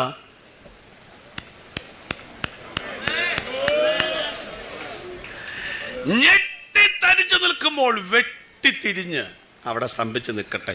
അടുത്ത വൈസ് പ്രസിഡന്റ് അടുത്തോട്ട് ഒരു 50 വാര വന്നപ്പോഴേ അബ്രഹാം പറഞ്ഞു, മനസ്സിലായി മനസ്സിലായി മനസ്സിലായി. എന്ത് മനസ്സിലായി? അന്ന് മോറിയ മലയിൽ ഞാൻ കത്തിയെടുക്കുന്ന സമയത്ത് അബ്രഹാമേ അബ്രഹാമേ ബാലന്റെ മേൽ കൈവെക്കരുതെന്ന് പറഞ്ഞ് ഞാൻ തിരിഞ്ഞു നോക്കിയപ്പോൾ കൊമ്പ് കാട്ടിൽ കുരുങ്ങി കിടന്ന ആ കോലാട്ട് കൊച്ചനല്ലേ ഈ നിൽക്കുന്നത്? 100 മാർക്ക്. യെശയ്യാവിൻ്റെയും ന്യായാധിപന്മാരുടെയും ഒക്കെ അടുക്കൽ ചെന്ന് ഓരോന്നിങ്ങനെ പറഞ്ഞു വന്നപ്പോ ചാടി യോഹന്നാൻ വന്നിട്ട് പറഞ്ഞു, ഞാൻ പറഞ്ഞില്ലേ ഒരു പുള്ളിയെ കണ്ടച്ചാ വന്നേന്ന്? ഇതാ ലോകത്തിന്റെ പാപത്തെ ചുമക്കുന്ന ദൈവത്തിന്റെ കുഞ്ഞാട്. പിന്നെ 3 ദിവസം അവിടെ എന്തായിരുന്നു നമ്മൾ ചിന്തിച്ചാൽ മതി. വിടുതൽ മഹോത്സവത്തിന്റെ പൂരമായിരുന്നു. സ്തോത്രം സ്തോത്രം. ഉൽപ്പത്തി പുസ്തകത്തിൽ മറവിടങ്ങളിൽ ആ യാഗമായി തീർന്ന കുഞ്ഞാടായിട്ടും ഉയർന്നു പോകുന്ന പെട്ടകമായിട്ടും മോറിയാമലയിലെ കുഞ്ഞാടായിട്ടും അവൻ വെളിപ്പെട്ടെങ്കിൽ 2000 വർഷം മുൻപ് പെസഹ കുഞ്ഞാടായി യാഗമായി തീർന്ന ശേഷം ഇന്നവൻ അങ്ങനെ സാദൃശ്യങ്ങൾ കൂടെ വെളിപ്പെടുന്നില്ല. ഇന്ന് വെളിപ്പെടുന്ന വചനത്തിൽ കൂടെയാണ്, ഇന്ന് വെളിപ്പെടുന്ന സുവിശേഷ പ്രസംഗത്തിൽ കൂടെയാണ്. അതുകൊണ്ട് മേലുകാവ് മറ്റും ദേശനിവാസികളെ, യേശുവിനെ അവതരിപ്പിക്കുവാൻ വേറെ മാർഗമില്ല. സുവിശേഷമല്ലാതെ മറ്റൊരു മാധ്യമം ദൈവം അനുവദിച്ചിട്ടില്ല. ഇത് തിരിച്ചറിയണം. ദൈവം പണ്ട് ഭാഗമായും വിവിധമായിട്ടും. അതുകൊണ്ട് സ്വർഗത്തിലേക്ക് നോക്കി യേശു പറഞ്ഞു, പ്രവചനങ്ങൾ നിവർത്തിയായി. കരങ്ങൾ ഉയർത്തൊരു സ്തോത്രം പറഞ്ഞാട്ട്. രണ്ടാമത്തെ ചിന്ത, മനുഷ്യവർഗത്തിൻ്റെ പാപങ്ങൾ സമ്പൂർണ്ണമായി പരിഹരിക്കപ്പെട്ടു. അത് നമ്മളോട് പറയുന്ന കേട്ടോ, നമ്മുടെ നാട്ടുകാരോട് പറയുന്നത് ശ്രദ്ധിച്ചോളേ. പഴയ നിയമത്തിൽ പാപപരിഹാരം ഉണ്ടായിരുന്നു, പക്ഷെ എന്തല്ല, സമ്പൂർണമല്ല. തന്നെയല്ല, ആളുകൾക്ക് അത് പാപബോധവുമില്ല. പക്ഷേ എബ്രായർ 10:1 ഒന്ന് വായിച്ചോളൂ. എബ്രായർ 10:1. ന്യായപ്രമാണം വരുവാനുള്ള നന്മകളുടെ നിഴലല്ലാതെ കാര്യങ്ങളുടെ സാക്ഷാൽ സ്വരൂപമല്ലായക കൊണ്ട് ആണ്ടുതോറും ഇടവിടാതെ കഴിച്ചു വരുന്ന അതേ യാഗങ്ങളാൽ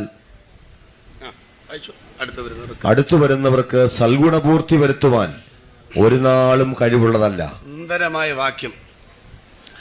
ന്യായപ്രമാണം വരുവാനുള്ള നന്മകളുടെ നിഴലല്ലാതെ കാര്യങ്ങളുടെ സാക്ഷാൽ സ്വരൂപമല്ലാത്തത് കൊണ്ട് ആണ്ടുതോറും ഇടവിടാതെ കഴിച്ചു വരുന്ന അതേ യാഗങ്ങളാൽ അടുത്ത് വരുന്നവർക്ക് സൽഗുണപൂർത്തി വരുത്തുവാൻ ഒരു നാളും കഴിവുള്ളതല്ല. എന്തെങ്കിലും മനസ്സിലായോ? എനിക്കൊന്നും മനസ്സിലായില്ല ആദ്യം. അതുകൊണ്ട് ഒന്ന് വ്യാഖ്യാനിച്ചു പോവുകയാണ്. ശ്രദ്ധിച്ചിരിക്കണം. പാപപരിഹാരത്തെക്കുറിച്ചാണ് പറയുന്നത്. ന്യായപ്രമാണം എന്ന് പറഞ്ഞാൽ എന്താ? ന്യായമായ പ്രമാണം, പഴയ നിയമം. വരുവാനുള്ള നന്മയുടെ, അതാരാ? ക്രിസ്തു. നസ്രയത്തിൽ നിന്ന് വല്ല നന്മയും വരുമോ? അപ്പോൾ ഓക്കെ, ന്യായപ്രമാണം പഴയും, വരാനുള്ള നന്മ പുതിയും. ഈ പുതിയ നിയമത്തിൻ്റെ നിഴലായിരുന്നു പഴയ നിയമം, അല്ലാതെ കാര്യങ്ങളുടെ സാക്ഷാൽ സ്വരൂപമല്ല അത്. നിഴലിൻ്റെ പ്രത്യേകത എന്താ? ഉടമസ്ഥനില്ലെങ്കിൽ പിന്നെ നിഴലില്ല അല്ലോ. അത്യുന്നതിൻ്റെ മറവാണ് നമ്മൾ രക്ഷിച്ചത്. അല്ലാണ്ട് നമ്മൾ കോവിഡ് വന്നപ്പോൾ നമ്മൾ മാസ്ക് ഇട്ടു, റൂട്ട് മാപ്പ് അന്വേഷിച്ചു, ഒക്കെ ചെയ്തു. പിന്നെന്താ? സാനിറ്റൈസർ. എൻ്റെ പൊന്നച്ച, എൻ്റെ രണ്ടാമത്തെ മകളുടെ കല്യാണം കോവിഡ് സമയത്താണ്. ആളുകളെ കൂട്ടാൻ നിർവാഹമില്ല. ഞാൻ പകലൊരു 300 പേര് നമ്മളെ ബന്ധുക്കൂസുകാരെ വിളിച്ചു, രാത്രി നാട്ടുകാരെ വിളിച്ചു. രണ്ട് ഗ്രൂപ്പായിട്ടാണ് നടത്തിയത്, ആളുകളെ എണ്ണം ശരിയാക്കാൻ വേണ്ടി. രസകരമായ കാര്യം കേൾക്കണം. പകൽ വന്നത് മൊത്തം ബന്ധുക്കൂസുകാരാണ്. ഞാൻ കുറേ സാനിറ്റൈസറിൻ്റെ കുപ്പിയും മേടിച്ച് വെച്ചു. എല്ലാവരും ഇങ്ങനെ അടിക്കുന്ന കണ്ടായിരുന്നു. കല്യാണം കഴിഞ്ഞപ്പോൾ ഒറ്റ കുപ്പി കാണാനില്ല. കിട്ടിയവൻ കാരണത്ത് ഇട്ടുകൊണ്ടുപോയി.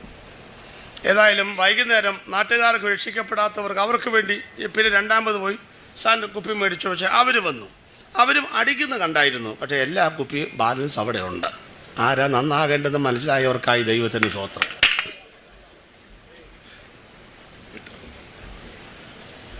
അങ്ങനെ അപ്പോൾ കാര്യങ്ങളുടെ കിടപ്പക്കരാകണം. ഇതൊക്കെ ധരിച്ചത് കൊണ്ടാണോ നമ്മൾ ഇവിടെ ജീവിച്ചിരിക്കുന്നത്? ആണോ? അതൊന്നുമല്ലെന്ന്.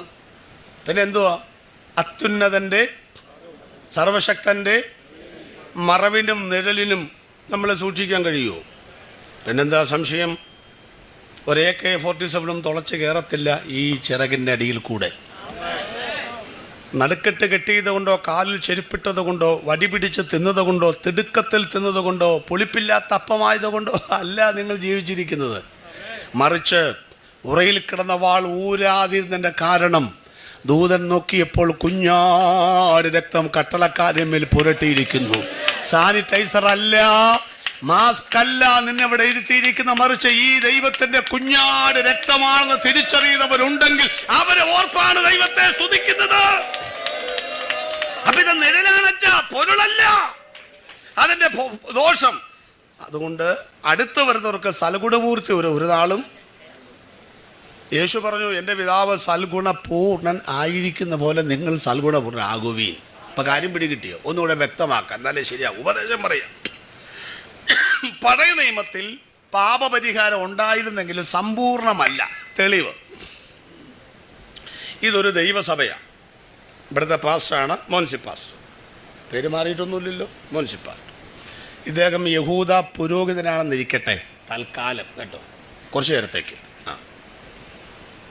അപ്പോൾ അതിൻ്റെ താഴെ കാഞ്ഞിരങ്കവല അല്ലേ, കാഞ്ഞിരങ്കവലയിൽ ആളുകൾ ഇറങ്ങി. നിങ്ങളൊക്കെ യഹൂദന്മാർ, നമ്മൾ മൊത്തം മാറ്റിയേക്കുക.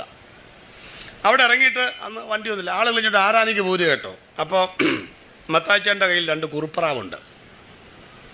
അപ്പോൾ ഈ പണ്ടൊക്കെ നമ്മൾ ആരാനിക്ക് പോകുമ്പോൾ ഈ സർവേക്കല്ല് ഓന്തിരിക്കുന്ന പോലെ ചില ആളിൽ നമ്മൾ പോകുമ്പോൾ സ്വസ്ത്രം, ശരിക്കും പറഞ്ഞാൽ ആ ഓന്തന്മാരുടെ ശബ്ദമാണ് നമ്മൾ ചാർജ് ചെയ്തത്. നമ്മൾ ആ പരിഹാസമൊക്കെ കേട്ടും സഭയിലേക്ക് വരുമ്പോൾ സാക്ഷ്യം പറയാൻ നേരത്താണ് നമ്മൾ പറയുന്നത്, പരിഹാസം ചൊല്ലി ശത്രു നേർക്കു വരുമ്പോൾ സ്തോത്രം പാടി ആശ്വസിപ്പാൻ ശക്തി നൽകുന്ന ക്രിസ്ത്യ ജീവിതം പോൽ ഭാഗ്യം പാരിലെന്തുള്ളൂ. ക്രിസ്ത്യ ജീവിതം പോൽ ഭാഗ്യം. ഓ കഷ്ടതയും പട്ടിണിയും ഏറിടും നേരം, കഷ്ടതയും ക്ലേശം കൂടാതെ നിൽപ്പാൻ ശക്തി നൽകുന്ന, മനക്ലേശം കൂടാതെ നിൽപ്പാൻ ശക്തി നൽകുന്ന ക്രിസ്ത്യ ജീവിതം പോൽ ഭാഗ്യം പാരിലെന്തുള്ളൂ.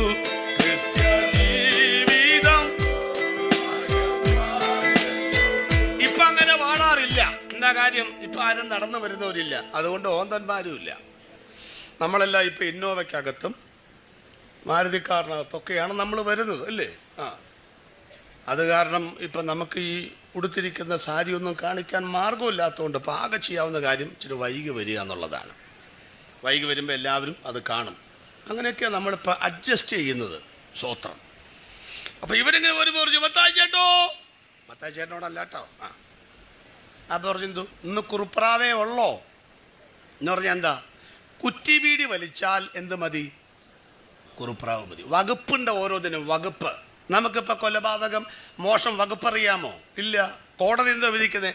IPC കുമ്പനാടല്ല, IPC ഇന്ത്യൻ പീനൽ കോഡ് ഇത്രാമത്തെ വകുപ്പ് അനുസരിച്ചാണ് ആളെ ശിക്ഷിക്കുന്നത്. നല്ല തോന്നിയ പോലെ ശിക്ഷിക്കാൻ പറ്റിയല്ല. മനസ്സിലായോ? അപ്പോൾ ആൾക്കാർക്കറിയാം. ഈ പള്ളി പോകുകയില്ലെങ്കിലും ഇതൊക്കെ അറിയാമല്ലോ ആളുകൾക്ക്. ഒക്കെ അറിയാം.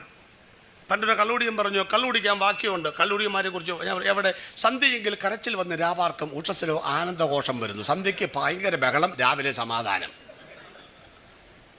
വീട് വലിക്കുന്ന ഉള്ളി പറഞ്ഞു, അവൻ്റെ മൂക്കിൽ നിന്ന് പുക പൊങ്ങി. അങ്ങനെ വാക്യമുണ്ട്. ശരിയാവും, ഉണ്ട്, വാക്യമുണ്ട്. സകല കള്ളുടിയന്മാർക്കും കാനാവിലെ കല്യാണത്തിൽ കർത്താവ് അവരുടെ വാറ്റുചാരായാക്കിയതും പറഞ്ഞ് അവർ നടക്കുന്നത്. അതെല്ലാവർക്കും അറിയാം. വേണ്ടാത്തൊക്കെ പഠിച്ചു വെച്ചേക്കുക. പണ്ടൊരു കള്ളുകൂടിയും പറഞ്ഞപ്പം ഞങ്ങളുടെ ടീമിലെ പുള്ളി പറഞ്ഞു, ചുമ്മാ വചനം അറിയാവോന്ന് അറിയാൻ വേണ്ടി. ചേട്ടൻ എന്ന് പറഞ്ഞു, എന്തോ ഇത് കാനാവിലെ കല്യാണത്തെ കർത്താവ് പച്ചവെള്ളം പിന്നെ ഇത് മറ്റേ ആക്കിയില്ലേ? ഈ പാസ്റ്റർ പറഞ്ഞു, ചോദിച്ചു, ആക്കിയോ? ആക്കി. ഏത് പുസ്തകത്തിൽ? ആ പുസ്തകം അറിയാൻ മേല. ഏതധ്യായം? ആദ്യമായി അറിയാൻ മേല. ചേട്ടനോട് ഞാൻ ചോദിച്ചു, ഞാൻ 10-15 പ്രാവശ്യം വേദോസം വായിച്ചത് ഏത് പുസ്തകത്തിലാന്ന്? പുള്ളി പറഞ്ഞു, ഇല്ലേ. അതാ ചോദിച്ചു, അങ്ങനെ ഉണ്ടോന്ന്? ഇല്ലേ. ചേട്ടൻ മര്യാദയ്ക്ക് അങ്ങനെ ഉണ്ടോന്ന്? പുള്ളി പറയാ, ഇയാളിങ്ങനെ കീറണന്തിനാ? ആക്കിയെങ്കിൽ ആക്കി, ഇല്ലെങ്കിൽ വിട്ടേക്കാൻ. പ്രശ്നം വിട്ടേക്കാൻ. പുള്ളിക്ക് വല്ലതും അറിയത്തില്ല, ചുമ്മാ പറയാ നമ്മളെ കുറിച്ച് ഓരോന്നിങ്ങനെ പറയാ. അപ്പം പുള്ളി പറഞ്ഞു, എടാ ഞാൻ കുറുപ്രാവിനെയും കൊണ്ടെങ്കിലും പോകണ്ടല്ലോ. നീ പള്ളിയിൽ പോലും അച്ഛനെ ജീവിക്കണ്ടേ? ഇങ്ങൾക്ക് യഹൂദൻ്റെ അച്ഛന് ജീവിക്കണ്ടേ? അച്ഛൻ ജീവിക്കുന്ന സാധനം എന്തുവാ? ഇതിൻ്റെ ചിറകും മൂത്രപിണ്ഡം, വവ, കഴുത്ത്, കാലൊക്കെ വെട്ടിക്കളഞ്ഞ് ഇതിനെ യാഗപീഠത്തിലിട്ട് മേധസ് മുപ്പല്ലി കൊണ്ട് കുത്തിയെടുത്താണ് ഇങ്ങേര് ഭക്ഷണം കഴിക്കുന്നത്. അപ്പം ഈ യാഗവസ്തു ചെല്ലണ്ടേ? ഞാൻ കുറുപ്രാവിനെങ്കിലും പോകുന്നുണ്ടല്ലോ. നീ എൻ്റെ പുറകെ വരുന്ന അന്തപ്പനെ കണ്ടാലോ? എന്നാ പറ്റി? നീ കണ്ടുകൊണ്ടിരിക്കുക. നോക്കുമ്പം മേലുകാവും മറ്റേ പുള്ളി കോലാടിനെയും കൊണ്ടുവരുന്നു. അപ്പോൾ അവർ പറഞ്ഞു, ചേട്ടാ ഇത് കുറ്റി വീഡിയോ വലിച്ച കേസല്ല, കുറ്റി മറിച്ചിട്ട കേസാണ്. ഇത് മറ്റേ കേസാണ്. അത് പറഞ്ഞു, എന്തപ്പം ചേട്ടോ പറയാവുന്നു. കഴിഞ്ഞ ആഴ്ചയിൽ ഇഷ്ടംപോലെ പണിയുണ്ടായിരുന്നു. അതുകൊണ്ട് ഇഷ്ടംപോലെ പണിയുണ്ടായതുകൊണ്ട് ഇഷ്ടംപോലെ കാശ് കിട്ടി. ഇഷ്ടംപോലെ കാശ് കിട്ടിയപ്പോൾ ഞാനൊരു പാപം ചെയ്തു. വല്ലതും പിടി കിട്ടിയോ നിങ്ങൾക്ക്? അന്നും ഇന്നും കാശുള്ളവന് പാപം ചെയ്യാം കേട്ടോ. കാശുള്ളവന് എന്തും കാണിക്കാം. ഈ നിയമവും ഈ ഉപദേശമൊക്കെ ആർക്കാ? അടിയങ്ങൾക്ക്, പാവപ്പെട്ടവർക്ക്, ഏഴയും പുഴുവും കൃമിയും തുരുമ്പും ചാക്കും പൊടിയും ആക്രിക്കടയിലെ മുഴുവൻ സാധനമുണ്ട് നമ്മുടെ കൂട്ടത്തിൽ. നിയമമൊന്നും നമുക്ക് ബാധകമല്ലെന്നേ. സ്തോത്രം.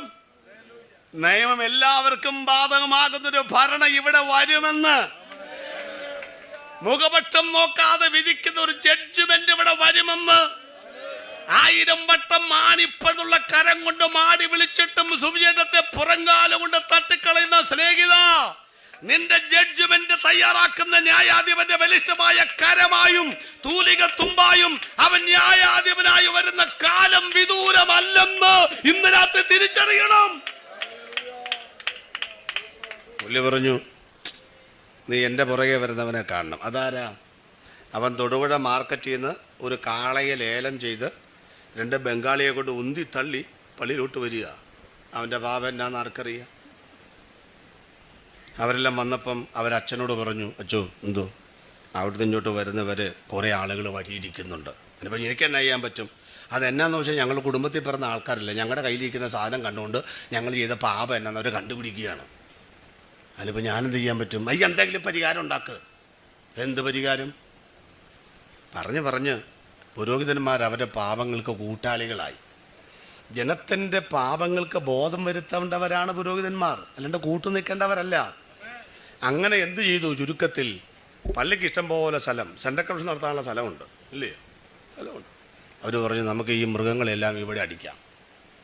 അങ്ങനെ കുറുപ്രാവും സംഗതിയല്ല ഇവിടെ. അപ്പോൾ ആളുകൾ കാശും കൊണ്ടാണ് വരുന്നത്. കാഞ്ഞിരങ്കാവിൽ നിന്ന് ഇങ്ങോട്ട് കാശ് കൊണ്ട് വരുന്നവനെ കണ്ടറിയാൻ പറ്റൂ, എത്ര കാശുണ്ടെന്ന് അറിയാൻ പറ്റുമോ? ഞാൻ 25 കൊല്ലം 10 സഭയിൽ പാസ്സായിരുന്നു. എനിക്കറിയാൻ മേല നിങ്ങളുടെ കയ്യിൽ എത്ര കാശുണ്ടെന്ന്. ഇപ്പോഴും അറിയാൻ മേല നിങ്ങളുടെ കയ്യിൽ എത്ര കാശുണ്ടെന്ന്. എനിക്കറിയാൻ മേല. എന്താ കാര്യം? ഞാൻ എപ്പോൾ നോക്കുമ്പോഴും 10. എത്ര കാശ് പാത്രം കൊണ്ടുപോയോ? 10. എൻ്റെ പൊന്ന്, ഈ 10 മാറാൻ വേണ്ടി ഞങ്ങളൊക്കെ ഉപവസിച്ച് പ്രാർത്ഥിച്ചതാണ്. എവിടെ പോവാൻ? ശാസിച്ചിട്ടും പോകാത്തൊരു സാധനം. ഞങ്ങൾ ശാസിച്ചപ്പോൾ പോയതാരാന്നറിയാമോ? അന്തസ്സുള്ള കുടുംബത്തിൽ 2000 സ്ഥലം വിട്ട് ആ കൂടെപ്പുറപ്പായ 1000 കൂടെ പോയി. ഇപ്പോഴും ഈ പുള്ളി കിടന്ന് വിലസുക. 10 ഞാൻ കുറ്റം പറയത്തില്ല, ചിലർ 10 കുറ്റം പറയും. ഞാൻ 10 കുറ്റം പറയത്തില്ല. കാരണം ഈ 10 രൂപ എന്നെയൊക്കെ ഇവിടം വരെ എത്തിച്ചത്. 10 രൂപയ്ക്കായി ദൈവത്തിന് സ്തോത്രം. ഒരാൾ ചോദിച്ചു പറഞ്ഞു, പാസേ ഒരു ചായക്കാശ്, അതിനെന്നാ കുഴപ്പം? 10 രൂപ. അപ്പം എനിക്ക് മനസ്സിലായ ചായക്കാശാണ്. അതുകൊണ്ട് 10 രൂപ ഇടുന്നവരുടെ ശ്രദ്ധയ്ക്ക് ചായക്ക് കാശ് കൂടി 12. അതുകൊണ്ട് 10 രൂപ ഇടുന്നവർ 10 പ്ലസ്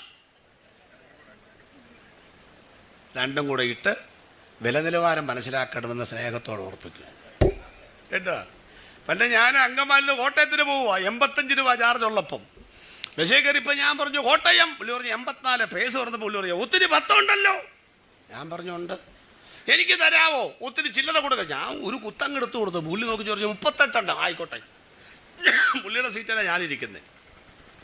പുള്ളി ഇങ്ങനെ എല്ലാവർക്കും 2ഉം 5 കൊടുത്ത്. അപ്പം ഞാൻ പുള്ളി സീറ്റ് ഇരിക്കുന്ന കാരണം എനിക്കൊരു സന്തോഷം. പുള്ളിയോട് ഇച്ചിരി സൂചേറ്റം പറയാം. പിന്നല്ല, നമ്മൾ പ്രശ്നം തീർത്താണല്ലയോ. അങ്ങനെ പുള്ളി എല്ലാം കൊടുത്ത് വന്നിച്ചും പുള്ളി ഇരിക്കുന്നതിന് മുമ്പ് എന്നെ അങ്ങനെ നോക്കിച്ച് പറയാ, പാസ്റ്ററാണല്ലേ എന്ന്. ഞാൻ എന്നിട്ടും വിട്ടുകൊടുത്തില്ല. നമ്മളിങ്ങനെ എല്ലാം മനുഷ്യരെ പിടിക്കുന്നവരാണല്ലോ. ഞാൻ പറഞ്ഞു, ആര് പറഞ്ഞു പാസ്റ്ററാണ്? ഞാൻ ടീഷർട്ട് ഇട്ടിരിക്കുന്നത്. പുള്ളി പറഞ്ഞു പാസ്റ്റല്ലേ.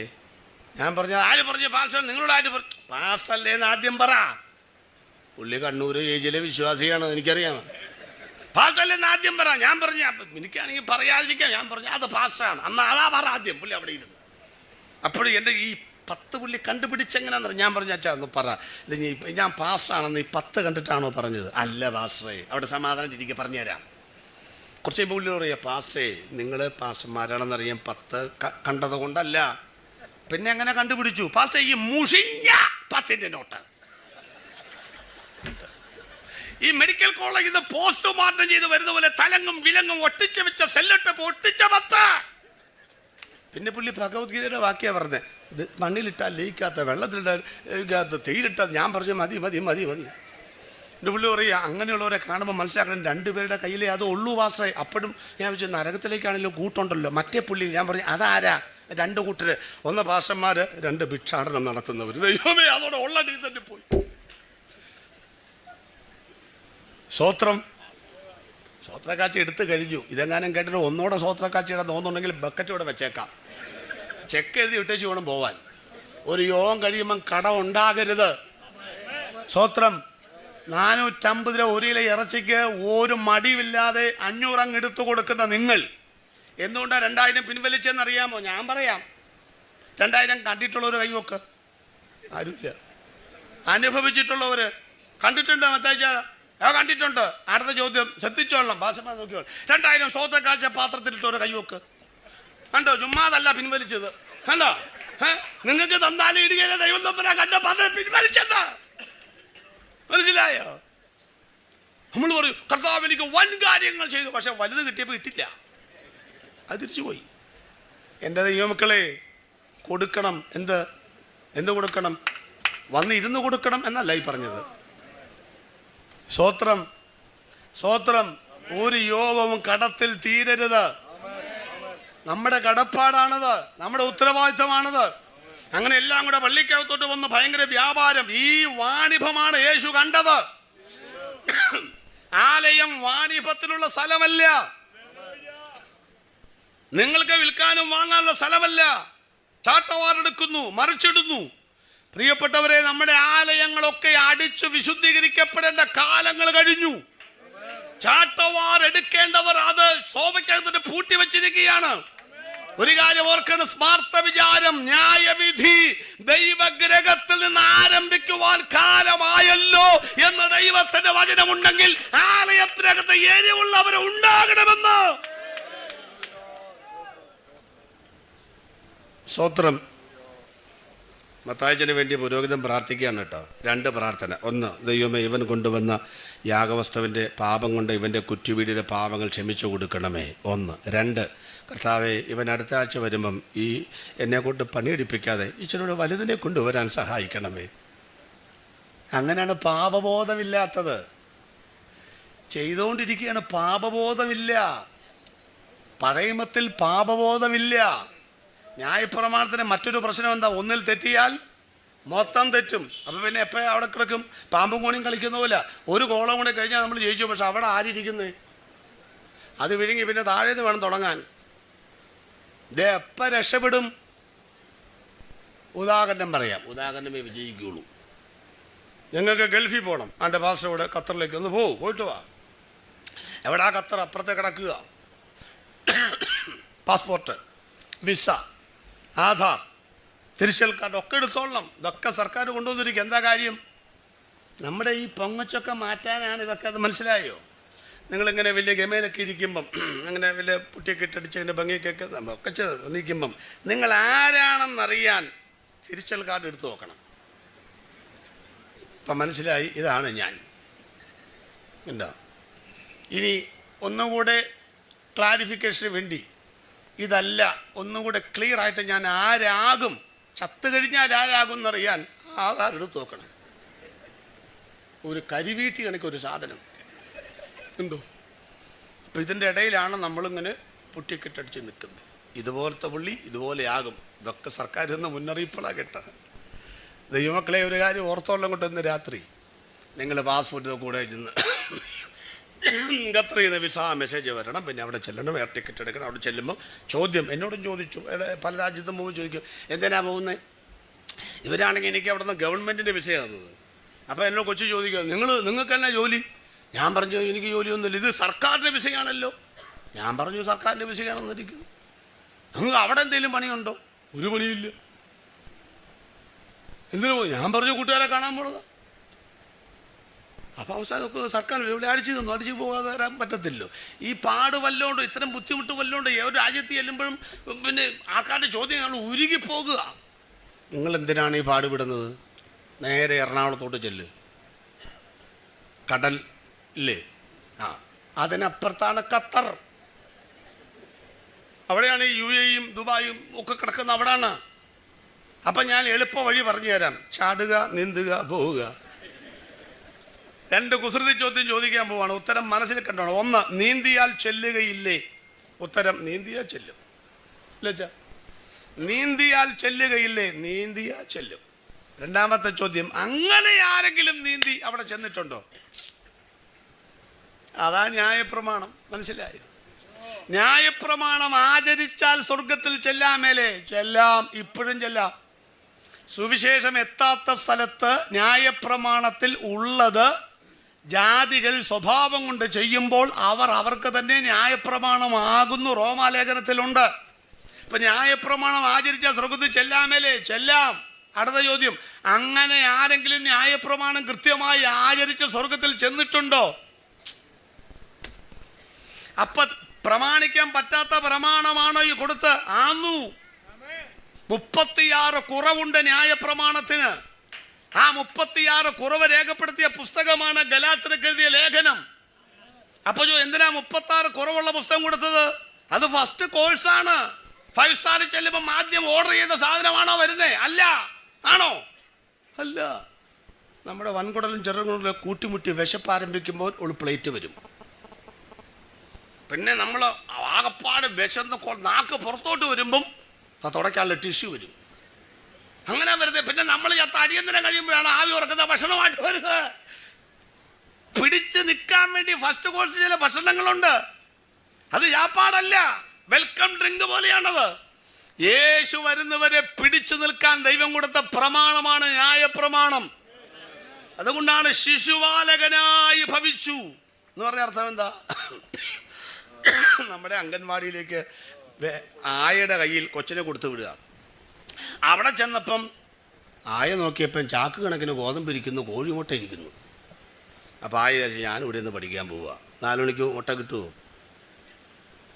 വീട്ടിൽ പോവുക മര്യാദയ്ക്ക്. സ്വത്രം. അവിടെ ജോലി ചെയ്യുന്നവർക്ക് കാശ് കൊടുത്തിട്ടില്ല, പിന്നെയാണ് വെറുതെ ഇരിക്കുന്നവർക്ക്. വീട്ടിൽ പോവും. അപ്പം ന്യായപ്രമാണത്തിന് ഒക്കത്തില്ലെന്ന് ദൈവത്തിനറിയാം. നോട്ടീസ് അടിക്കുമ്പോൾ NB ഇടും, നാട്ടാ ബേൺ. കാര്യപരിപാടിക്ക് മാറ്റം വരുത്തുവാൻ പ്രസിഡന്റിന് അധികാരമുണ്ടെന്നാണ് അതിൻ്റെ അർത്ഥം. ന്യായപ്രമാണം കൊടുത്തപ്പോൾ തന്നെ 36 സ്ഥലത്ത് NB ഇട്ടതിൻ്റെ കാരണം ഇതിന് പറ്റാത്തതൊരു പ്രമാണമാണെന്നും പറ്റുന്ന യേശു ലോകത്തിൽ വരുമെന്നും കണ്ട ദൈവം പിടിച്ചു നിൽക്കാൻ കൊടുത്ത സാധനമായ ന്യായപ്രമാണം. അതുകൊണ്ടാണ് ന്യായപ്രമാണത്തിന് കഴിയാഞ്ഞതിനെ സാധിപ്പിക്കേണ്ടതിന് ദൈവം തന്നെ കണ്ടുപിടിച്ച മാർഗമാണ് സ്വന്തം പുത്രനെ ലോകത്തിലേക്ക് അയച്ച് ജഡത്തിൽ ശിക്ഷ വിധിച്ച് അവൻ നിവർത്തീകരിച്ച വാക്കാണ് നിവർത്തിയായി. 10:11 എബ്രായ ലേഖനം 10:11 വായിച്ചു. 10. ഏത് പുരോഹിതനും ദിവസേന ശുശ്രൂഷിച്ചും യഹൂദന്റെ പുരോഹിതന്മാരെ കുറിച്ചാണ് പറയുന്നത്. വായിച്ചോ. പാപങ്ങളെ പരിഹരിപ്പാൻ ഒരു നാളും കഴിയാത്ത അതേ യാഗങ്ങളെ കൂടെ കൂടെ കഴിച്ചും കൊണ്ട് നിൽക്കുന്നു. വ്യാഖ്യാനിച്ചോട്ടെ. ഏത് പുരോഹിതനും പാപങ്ങളെ പരിഹരിപ്പാൻ കഴിയാത്ത അതേ യാഗങ്ങളെ കൂടെ കൂടെ കഴിച്ചും കൊണ്ട് നിൽക്കുന്നു. കഴിച്ചും കൊണ്ട് നിൽക്കുന്നു. കഴിച്ചും കൊണ്ട് നിൽക്കുന്നു. അപ്പൊ പഴയമ്പത്തിലെ പുരോഹിതന്മാരെന്താ നിൽക്കാൻ കാര്യം? ഇപ്പോഴും അവർ നിൽക്കുക. ഒരാളും ഇരിക്കാറില്ല. ശ്രദ്ധിച്ചിട്ടുണ്ടോ? ആലയങ്ങളിൽ പുരോഹിതന്മാർ ഇരിക്കുവോ? ഇല്ല. നമ്മുടെ ഭാഷമാർ നിൽക്കുവോ? ഇല്ല. അങ്ങനെ അവരിരിക്കത്തുമില്ല, നമ്മൾ നിൽക്കത്തുമില്ല. എന്നാ എൻ്റെ കാര്യമെല്ലാം മനസ്സിലായോ? എന്താ വെച്ചാൽ ഇരിക്കാത്തത്? എങ്ങനെ ഇരിക്കാനാണ്? ഈ കാണായ ജനലക്ഷങ്ങളുടെ പാപങ്ങൾ എന്നോടല്ലേ പറയുന്നേ? അത് പലവിധമായ രീതികളിൽ പാപം ഏറ്റുപറഞ്ഞും കുമ്പസാരമായിട്ടും ഒക്കെ എന്നോടല്ല. ഞാനും ദൈവത്തിനും മനുഷ്യർക്കും ഇടയിൽ നിൽക്കുന്ന മീഡിയേറ്ററാണ് ഞാൻ. ഇവരുടെ പ്രശ്നം പരിഹരിക്കാതെ ഞാൻ എങ്ങനെയാണ് സമാധാനത്തിന് പോയി ഇരിക്കുന്നത്? എനിക്കൊരു പണിയുണ്ട്. ഇപ്പോൾ ഈ യോഗത്തിൽ ആര് മാത്രമേ നിൽക്കുന്നുള്ളൂ? ഞാൻ മാത്രം. എന്നാ കാര്യം? ഒരു പണിയുണ്ട്. അതുകൊണ്ടാ ഒരു പണിയുണ്ട്. ആ പണിയാണ് നടന്നുകൊണ്ടിരിക്കുന്നത്. നിങ്ങളെല്ലാം ഇരിക്കുന്നത് നിങ്ങളുടെ പണി കഴിഞ്ഞു, അതുകൊണ്ടാണ്. കേട്ടോണ്ടിരുന്നാൽ മതി. ഇനി അവർക്ക് ഇത് കഴിയുമ്പോൾ ഒരു പണിയും കൂടെ ഉണ്ട്. അതാ അവരല്ലെങ്കിൽ അവർ ചിലരൊക്കെ സ്ഥലം വിടും, വീട് പോകത്തില്ല. കണ്ടോ? നമ്മുടെ വാർഡ് മെമ്പർ പണി കഴിഞ്ഞ് അവർ പോയിരുന്നു. ആശംസ പണി കഴിഞ്ഞ് പോയിരുന്നു. ഞാനെന്നാ അത് എനിക്ക് പണിയുണ്ടെന്നേ. അപ്പൊ ഇവിടുത്തെ പുരോഹിതന്മാർ ആലയത്തിൽ നിൽക്കുന്നതിന്റെ കാരണം ജനത്തിന്റെ പാപങ്ങൾ പരിഹരിക്കപ്പെട്ടിട്ടില്ല. എന്നാൽ നമ്മുടെ മഹാപുരോഹിതൻ ഇരിക്കുകയാണ്.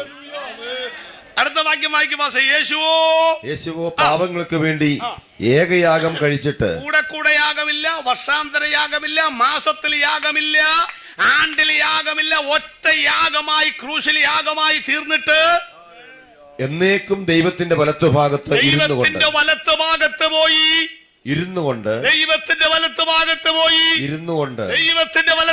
പോയി മതങ്ങളും ആചാരങ്ങളും അനുഷ്ഠാനങ്ങളും നമ്മളെ കബളിപ്പിക്കുകയാണെന്ന്. ഈ നിൽക്കുന്ന പുരോഹിതന്മാരൊക്കെ ജനത്തിന്റെ പാപങ്ങൾ പരിഹരിക്കപ്പെട്ടിട്ടില്ലെന്നും പറഞ്ഞ് നിൽക്കുമ്പോൾ ഇവർ നിൽക്കുന്ന അതേ പ്രശ്നം 2000 കൊല്ലം മുൻപ് പരിഹരിച്ചും യേശുക്രിസ്തു പിതാവിന്റെ വലത്തുഭാഗത്ത് പോയി ഇരിക്കുന്നു.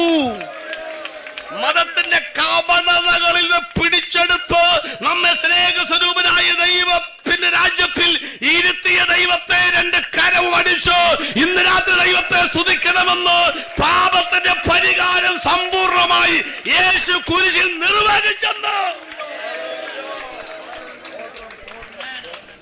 ഇനി ആരാ? ഇനി പാപത്തിന്റെ പരിഹാരമൊന്നുമില്ല മക്കളെ. യേശു ക്രൂശിൽ പാപപരിഹാരം വരുത്തി. ഒരു സ്തോത്രം പറഞ്ഞ് മൂന്നാമത്തെ ഭാഗം പറഞ്ഞ് അവസാനിപ്പിക്കണം. മൂന്നാമത്തെ ശത്രുവായ പിശാചിന്റെ തലയെ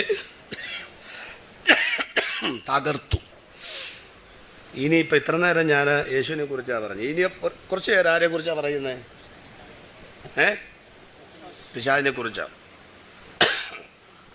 അപ്പം നിങ്ങൾക്കൊരു തോന്നലുണ്ടാവും, സമയം 9 പോയേക്കാം.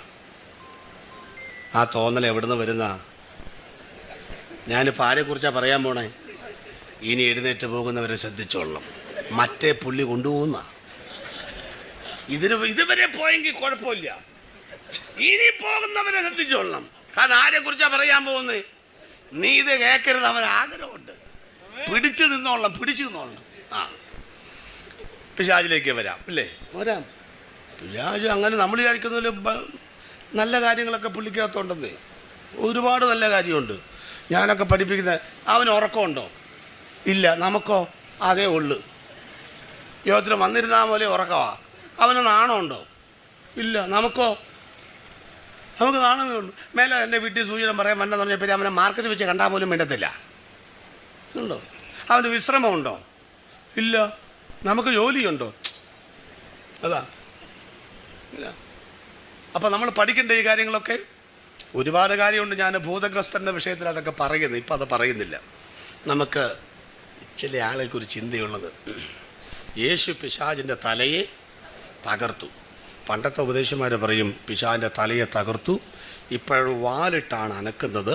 പാമ്പ് ചത്താലും വാല് അനങ്ങും, നിങ്ങൾ പേടിക്കണ്ട. അതൊക്കെ അവരുടെ ആ ഒരു ഇതിക്ക് പറഞ്ഞതേ ഉള്ളൂ. ഞാൻ അവരെ അങ്ങനെ കുറച്ചൊന്നും കാണുന്നില്ല. എന്തെങ്കിലുമൊക്കെ തിയോളജിയുടെ മോഡേൺ തിയോളജിയൊക്കെ വികസിക്കാത്ത കാലഘട്ടത്തിൽ പറഞ്ഞെങ്കിലും അവരുടെ ജീവിതവുമായിട്ട് നമുക്ക് താരതമ്യം ചെയ്യാൻ പറ്റുകയില്ല. അല്ലെ വാല കെട്ടാൻ കൊള്ളുകയല്ല നമ്മൾ. പിശാചിൻ്റെ തലയെ കൊണ്ട് കേട്ടോ. വെളിപ്പാട് 13:1 അപ്പോൾ 10 കൊമ്പ് 7 തലയും. അവന് തലയില്ലേ? നിങ്ങൾക്ക് തലയില്ലേ? അവന് തലയില്ലേ? എത്ര തല? 1 മാറി 7 നമുക്ക് എത്ര തല? 1 തല. അത് എത്ര ഗ്രാം? 1349. അത് വർക്ക് ചെയ്യുന്നവരാര്? ആർക്കറിയാം? നമ്മുടെ 1 തല കൊണ്ട് അവന് ജയിക്കാൻ പറ്റും നിങ്ങൾക്ക് തോന്നുന്നുണ്ടോ? ഇങ്ങോട്ട് നോക്കുക. പെന്തിക്കോസ് നീ നോക്കുക. നമ്മുടെ 1 തല കൊണ്ട് അവന് ജയിക്കാൻ തോന്നുന്നുണ്ടോ? നടക്കുന്ന കേസല്ല. അവനോട് യുദ്ധം ചെയ്യാൻ വചനം പറഞ്ഞിട്ടില്ല, എതിർത്ത് നിൽക്കാനേ പറഞ്ഞിട്ടുള്ളൂ. അപ്പം അവൻ ഓടിപ്പോകുന്നു. ശ്രദ്ധിച്ചോളേ. നമ്മുടെ ആൾക്ക് ഒരു പണിയുണ്ട്. പിശാചിനെ ശാസിക്കുന്നൊരു പ്രത്യേക പരിപാടി അല്ലേ? ശാസിക്കുന്നൊരു പ്രത്യേക സ്റ്റൈലിലാണ്. ശ്രദ്ധിച്ചിട്ടുണ്ടോ? പിശാചിന് ഞങ്ങൾ ശാസിക്കുന്നു, ഭത്സിക്കുന്നു, അങ്ങനെയൊന്നും പറയാറില്ല. പറയുമ്പോൾ വയനാടൻ ചുരം കയറുന്ന പോലെ പറഞ്ഞോളാം. ഭത്സിക്കുന്നു ഇങ്ങനെ പറഞ്ഞോളാം. പുറക്കൊക്കെ മാറിയില്ലേ? അങ്ങനെ പറഞ്ഞോളാം. വെപ്പുപോലൊക്കെ തെറിച്ച് പോകുന്ന പോലെ പറഞ്ഞോളാം. അങ്ങനെ പറഞ്ഞോളാം. അങ്ങനെ പറഞ്ഞാൽ ഈ പുള്ളി പോകും. നമ്മുടെ ഒരു ആട്ടിരിക്കും. നമ്മളിങ്ങനെ ആട്ടി തുപ്പിയാൽ പുള്ളി പോകുന്ന. ഇതാരാ പഠിപ്പിച്ചതെന്ന് എനിക്കറിയാൻ മേല. നമ്മൾ തുപ്പിയാൽ പുള്ളി പോകുമോ? സത്യം പറഞ്ഞോട്ട് നോക്കാം. ഇപ്പം പോകാനൊക്കെ തോന്നും. വാച്ചൊക്കെ നോക്കാതും പിന്നെ നമ്മൾ തുപ്പിയാൽ പുള്ളി പോവുമോ? പോകുകയില്ല എന്നുള്ള തെളിവല്ലേ ഇപ്പോഴും തുപ്പിക്കൊണ്ടിരിക്കുന്നേ. രക്ഷിക്കപ്പെട്ട അന്ന് മുതലേ തുപ്പുന്നതാ. ഇതുവരെ തുപ്പിയ തുപ്പെല്ലാം 4.25 കിലോ. ആ പുള്ളി ഇപ്പോഴും ഇവിടെ ഉണ്ട്. ചിലർ മറികടന്നു, അതുക്ക് മീതെ. ചിലർ പറയും നിന്നെ ഈ പഞ്ചായത്തിൽ, ചില ഭാഷ നിന്നെ ഈ കോർപ്പറേഷനിൽ, ഇതൊക്കെ എവിടെ നിന്ന് പഠിച്ചെന്ന് എനിക്കറിയാം. നിങ്ങൾ എന്താണ് ആ സിസ്റ്റം പറയാണ്, വാർഡ് പഞ്ചായത്തൊക്കെ പറഞ്ഞ് നമുക്ക് മനസ്സിലാക്കാം. അവരതിൻ്റെ അധികാരിയാണ്. നമ്മൾ വെച്ച് പഞ്ചായത്തിൽ കണ്ടുപോകുന്നൊക്കെ പറഞ്ഞ ഈ നാട് ആരുടെയാ? സർവ്വലോകവും പുള്ളിയുടെ നാടാ. അതാ പുള്ളി കിടന്ന് വിലസുന്നേ. നമ്മുടെ നാടെവിടാ? നമ്മുടെ നാടെവിടാന്ന് ആർക്കറിയാം? ഇവിടെ ഞാൻ വെറുമൊരു പരദേശി പോ, ഇവിടത്തെ പാർപ്പിടമോ വഴിയമ്പലം. ഇവിടെ ഞാൻ വെറുമൊരു പരദേശി പോ, ഇവിടത്തെ പാർപ്പിടമോ വഴിയമ്പലം. ഇവിടെ എനിക്കാരും തുണയില്ലെങ്കിലും, ഇവിടെ എനിക്കാരും തുണയില്ലെങ്കിലും, തുണയാകും യേശുവോടു ചേർന്നാൽ മതി. തുണയാകും യേശുവോടു ചേർന്നാൽ മതി. എനിക്കെന്റെ യേശുവിനെ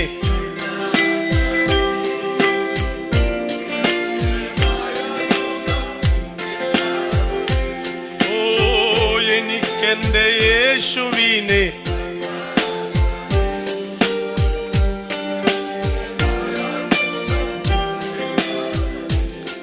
ഇത് നാട് പുള്ളിയുടെയാണ്. ഇവനെ പിടിച്ചു കെട്ടുന്ന ആരാന്നറിയാമോ? യേശുക്രിസ്തുവിനെ വീണ്ടും വരുമ്പോൾ സഹസ്രാബ്ദവാഴ്ച ആരംഭിക്കുന്നതിന് മുൻപ് ഇവനെ പിടിച്ചു കെട്ടി 1000 കൊല്ലത്തേക്ക് ചങ്ങലയിട്ട് പൂട്ടും. അന്നേരമാണ് പുള്ളി ഇവിടുന്ന് പോവുള്ളൂ. അതാദ്യം മനസ്സിലാക്കുക. അതുകൊണ്ട് ആരും മിണ്ടുന്നില്ല. ഞാൻ ചോദിക്കുന്ന, ആ പുള്ളി ഇവിടെ ഉണ്ടെങ്കിലല്ലേ നമുക്കൊരു ഇതുള്ളൂ. അല്ലേ? പുള്ളി ഉണ്ട്. ശക്തമായ പ്രതിപക്ഷമില്ലാതെ എങ്ങനെ ഭരണപക്ഷം ഭരിക്കൂന്ന് പറ ആദ്യം. ഇപ്പോൾ ഒരെണ്ണം മിണ്ടുന്നുണ്ടോ? ഇല്ല. പക്ഷേ പിശാച് വന്നിരുന്ന മിണ്ടത്തില്ലയോ? മിണ്ടും. നിങ്ങൾ ഇവിടെ വന്നിരുന്നപ്പോൾ വെച്ചു തൊട്ടടുത്തൊരാൾ വന്നിരിക്കുന്നു, അങ്ങനെ ആടുന്നുണ്ട്. നിങ്ങൾ ചോദിച്ചു ഇതാരാ? ഇത് ഇന്നലെ വന്നിട്ടുണ്ടായിരുന്നു. ഞാൻ ഇന്നലെ വന്നില്ല, അതുകൊണ്ട് ഇന്നലെ പ്രസംഗിച്ചപ്പോൾ ഇതിന് ഭൂതം ഇളകി. കസേരയൊക്കെ എടുത്ത് അടിച്ചു. നമ്മുടെ മറിയാമ്മച്ചേത്തി തലയ്ക്ക് അടികൊണ്ട് ആശുപത്രിയിലാണ്, തൊടുപുഴയിൽ. ആണോ? അപ്പോൾ പാസ്റ്റർ പറഞ്ഞു ബാക്കി ഇന്ന് പൊക്കോളും, വരാൻ പറഞ്ഞു, അങ്ങനെ വന്നേക്കണതാ. അപ്പം നിങ്ങൾ അടുത്തിരിക്കുക. ബാക്കി നിങ്ങൾ എങ്ങനെ ഇരിക്കും പറ? യോഗം തീരുന്നത് എങ്ങനെ ഇരിക്കും? സ്വോത്രം സ്വോത്രം സ്വോത്രം. പിന്നെ കാര്യം ഇത് പോകാനല്ല, ഇങ്ങോട്ട് കയറാതിരിക്കാനാ. അപ്പം ആ പുള്ളി ഉണ്ടെങ്കിൽ നമ്മൾ സ്വോത്രം നിർത്താതെ പറയും. യേശു ഉണ്ടായിട്ട് ആര് സ്വോത്രം പറയാൻ? അപ്പം പുള്ളി ഉണ്ടെങ്കിലേ നമുക്കൊരു ചാർജ് ഉള്ളൂ. നമ്മൾ പറഞ്ഞാലൊന്നും പുള്ളി പോകത്തില്ല മക്കളെ. പണ്ട് അങ്കമാലിക്കാരെല്ലാം കൂടെ ഞാനൊരു മീറ്റിംഗ് എന്ന് പറഞ്ഞു നമുക്ക് ഈ പിശാചിൻ്റെ മുനിസിപ്പാലിറ്റിയിൽ നിന്ന് ഓടിക്കണമെന്ന്. വർഷങ്ങൾക്ക് മുമ്പായിട്ടോ. ഞാനും പറഞ്ഞു ഞാനും കൂടാം. കാരണം ഞാൻ ആ മുനിസിപ്പാലിറ്റിയിലെ സമാധാനം കിട്ടിയിരുന്നേ. നമുക്ക് അത്ര വെളിവും ബോധം വന്നില്ല. അപ്പോൾ അവരെല്ലാം കൂടെ അങ്ങനെ ചവിട്ടി തന്നെ മുനിസിപ്പാലിറ്റിയിൽ നിന്ന് എന്ത് ചെയ്യുന്നു? ചവിട്ടി പുറത്താകും. ഒറ്റ ചവിട്ടി തൊട്ടടുത്ത് പോയി. തൊട്ടടുത്ത പഞ്ചായത്തിലേക്ക് പോകത്തുള്ളല്ലോ. അത് ഞാൻ ഒരാഴ്ച കഴിഞ്ഞപ്പോൾ എൻ്റെ കൊരട്ടി ചെല്ലുക. കൊരട്ടി അടുത്ത പഞ്ചായത്താണ്. അപ്പോൾ അവിടെ ഭാഷന്മാർ ഒരു പുതിയ ശുശ്രൂഷ ചെയ്യുക. ഞാൻ പറഞ്ഞു എന്തുവാ ഇവനെ കൊരട്ടി പഞ്ചായത്ത് നിന്ന് ഓടിക്കണമെന്ന്. അപ്പോഴാണ് ഞാൻ കൺഫ്യൂഷനിലായത്. എന്നുവെച്ചാൽ ഞാൻ ഇവനെ കഴിഞ്ഞ ആഴ്ച അവിടെ നിന്ന് ചവിട്ടി ഇങ്ങോട്ടാണ് വിട്ടിരിക്കുന്നത്. ഇനി ഈ ആഴ്ച ഇവിടുന്ന് ചവിട്ടുമ്പോൾ എങ്ങോട്ട് തന്നെ വരും? 1100 പഞ്ചായത്തിലും ഭാഷന്മാർ കാലുവെക്കുന്നൊക്കെ ഇവിടെ കയറാൻ ഒക്കത്തില്ലെന്നും പറഞ്ഞു. അതാ ഞാൻ പറഞ്ഞ് നമ്മൾ ഈ ആവശ്യമില്ലാത്ത പണിക്ക് പോകാതെ. അപ്പം നിങ്ങൾക്ക് ഈ പാസ്റ്റ് പിശാചിന് അനുകൂലമാണോ? അല്ല. അപ്പം നാട്ടിൽ നിന്ന് പുള്ളി പോകത്തില്ല. പിന്നെ നിങ്ങളുടെ സമാധാനത്തിന് അടുത്ത ഭാഗം കൂടെ പറയാം. എവിടെ നിന്ന് വരുന്നതാവുവേ? ദൈവം. അവൻ പറഞ്ഞു ഞാൻ കാഞ്ഞിരങ്കവലയിൽ നിന്ന് ഇങ്ങനെ കറങ്ങി മേലുകാവും മാറ്റവും പിന്നെന്താ ഇലവീര പൂഞ്ചെറയൊക്കെ കറങ്ങി വരികയാണെന്ന് പറഞ്ഞു. ഇവൻ ചോദിച്ചു നീ എൻ്റെ ദാസനായ മോൻസിയുടെ വീട്ടിൽ കയറിയോ? അവിടെ എങ്ങനെ കയറാനാണ്? മുടിയാനായിട്ട് 3 വേലിയല്ലേ കെട്ടി വെച്ചിരിക്കുന്നത്. യഹോവ അയ്യോബിനും ബാക്കി വീടിനും സകലത്തിനും. ആ മുനിസിപ്പാലിറ്റി വീട്ടിൽ കയറി അവിടെ 3 വേലിയല്ലേ കെട്ടി വെച്ചിരിക്കുന്നേ. അതാ ചോദിച്ചതാ, അവനെ ഒന്ന് വിട്ടു തരാമോ? കൊണ്ടുപോകും. എന്നെ ദൂതാ കിടക്കുന്നേ. മുനിസിപ്പാലിറ്റി കൊണ്ടുപോ. എന്താ കാര്യം? നീ അവനെ കൊണ്ടുപോയാലും നിലത്തെ ഉലയിൽ നീ 7 പ്രാവശ്യം ഉരുക്കിയാലും അവൻ പൊന്നുപോലെ പുറത്തു വരുമെന്ന് ദൈവത്തിന് ഉറപ്പാ. അതുകൊണ്ട് രോഗം വരുന്നവരെ, പ്രശ്നം വരുന്നവരെ, അതൊക്കെ നിനക്ക് എന്ത് തരണമെന്ന് ദൈവത്തിന് അറിയാം. അതുകൊണ്ടൊന്നും നീ കലപ്പയിൽ നിന്ന് കൈയെടുക്കത്തില്ലെന്ന് ഉറപ്പുള്ളവർക്കാണ് അത് കൊടുക്കുന്നത്.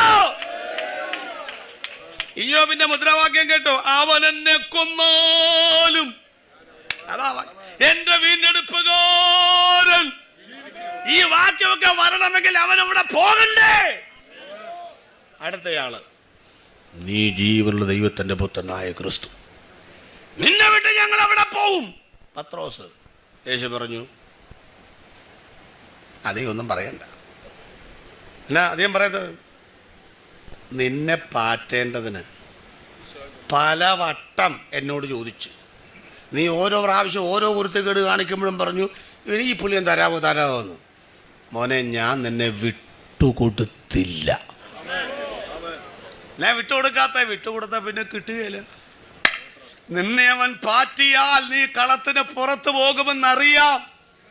അതുകൊണ്ട് ഒരു പരീക്ഷണവും വരാത്തവരെ, ഒരു പ്രയാസവും ഇല്ലാത്തവരെ, മിടുക്കരായത് കൊണ്ടല്ല, ഇതൊക്കെ തന്നാ പിന്നെ നീ പുസ്തകം താഴെ വെക്കുമെന്ന് ദൈവത്തിനറിയാം. അതുകൊണ്ട് വിട്ട് കൊടുക്കാത്തവർക്കായി ദൈവത്തെ സ്തുതിക്കുന്നു, വിട്ട് കൊടുത്തവർക്കായി ദൈവത്തെ സ്തുതിക്കുന്നു. ആരെ വിട്ട് കൊടുക്കണമെന്നും ആരെ കൊടുക്കണമെന്നും അറിയാവുന്ന ദൈവത്തിന് സ്വന്തം പറയും. നമുക്ക് ഉൽപ്പത്തിയിലേക്കൊന്ന് പോയിട്ട് പെട്ടെന്ന് വരാം. എങ്ങോട്ട് പോകാം? ദൈവമേ, 9:15 ഉപദേശി എങ്ങോട്ട് പോവുക? അതല്ലേ നിങ്ങൾ ചിന്തിക്കുന്നത്? ഞാൻ പോയിട്ട് ഇപ്പം വരും. അവിടെ വെച്ച് ദൈവം ശാപകരമായ വാക്ക് പറയുകയാണ്. എന്താ വാക്ക്? ആദാമേ, മുഖത്തെ വീർപ്പുണ്ട്, ഉപജീവനം കഴിക്കും. പെങ്കൊച്ച വേദനയോടെ മക്കളെ പ്രസവിക്കും. ഭൂമിയെ മുള്ളും പറക്കാരെയും മുളയ്ക്കും. പാമ്പെ ഉരസ കൊണ്ട് ഗമിച്ച് ഭൂമിയിലെ പൊടി ആഹാരമായിരിക്കും. എല്ലാവർക്കും ശാപകര വാക്കുകൾ. ഞെട്ടിത്തിരിച്ച് നിൽക്കുക. ഇടവപ്പാതയ്ക്ക് ഇടിവിട്ട് പെയ്യുന്ന പോലെ ഒരു മിന്നൽ. എന്താ വാക്തത്വം? സ്ത്രീയുടെ സന്തതി.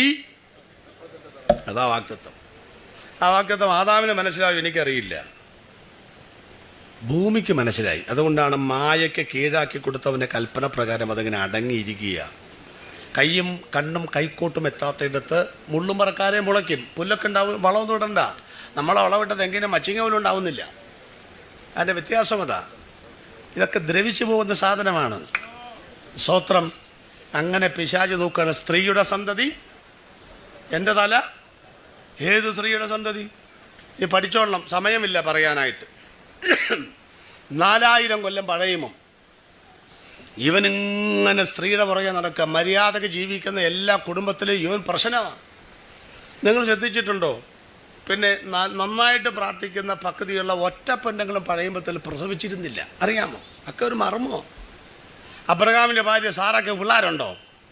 പിന്നെ ഉണ്ടായി. അത് ആദ്യം പിള്ളേരുണ്ടോ? ഇല്ല. ഇസഹാക്കിൻ്റെ ഭാര്യ റിബേക്കയ്ക്ക് പിള്ളേരുണ്ടോ? ഇല്ല. യാക്കോബിൻ്റെ ഭാര്യ, ഇഷ്ടപ്പെട്ട ഭാര്യ ഏതാ? അതിന് പിള്ളേരുണ്ടോ? ഇല്ല. സ്ഥിരമായിട്ട് പള്ളിയിൽ പോയി പ്രാർത്ഥിക്കുന്ന ഹന്നായ്ക്ക് പിള്ളേരുണ്ടോ? അങ്ങനെ മിണ്ടാത്തത്? ഇല്ല. ഒരു കാലത്തും പള്ളി പോകാതെ പള്ളിപ്പെരുന്നാളിന് മാത്രം പോകുന്ന പെണ്ണിൻ്റെക്ക് പിള്ളേരുണ്ടോ?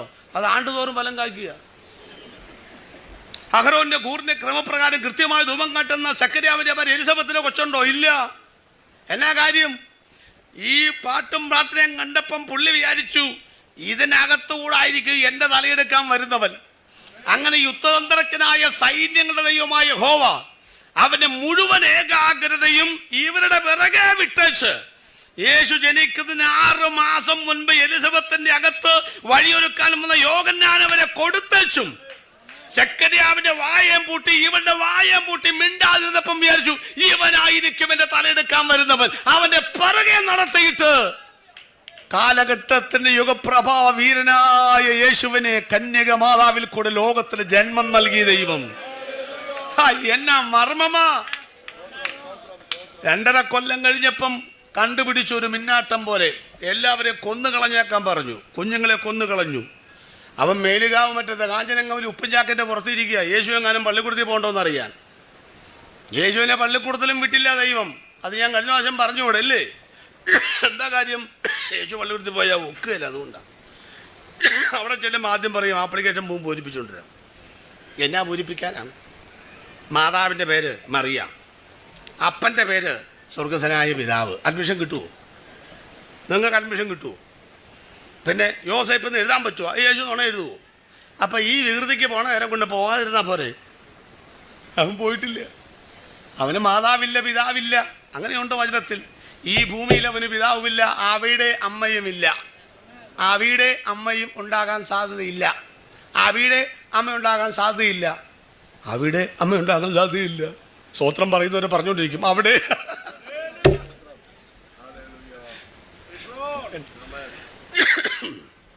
ഇനി ഒരു 12-ാമത്തെ വയസ്സിൽ പള്ളിപ്പെരുന്നാളിന് മിന്നായം പോലെ കണ്ടു. പക്ഷേ അനൗൺസ്മെൻറ്റ് തുടങ്ങി. നസ്രത്തിൽ നിന്ന് വരുന്നു, അമ്മ മറിയ, അപ്പൻ യോസേഫ്, തോളറ്റ മുടി, കൊച്ചിനെ കാണാൻ കണ്ടു കിട്ടി. അത് പോയി, അതും തീർന്നു. 30-ാമത്തെ വയസ്സിലെ വരവ് കണ്ടോളൂ.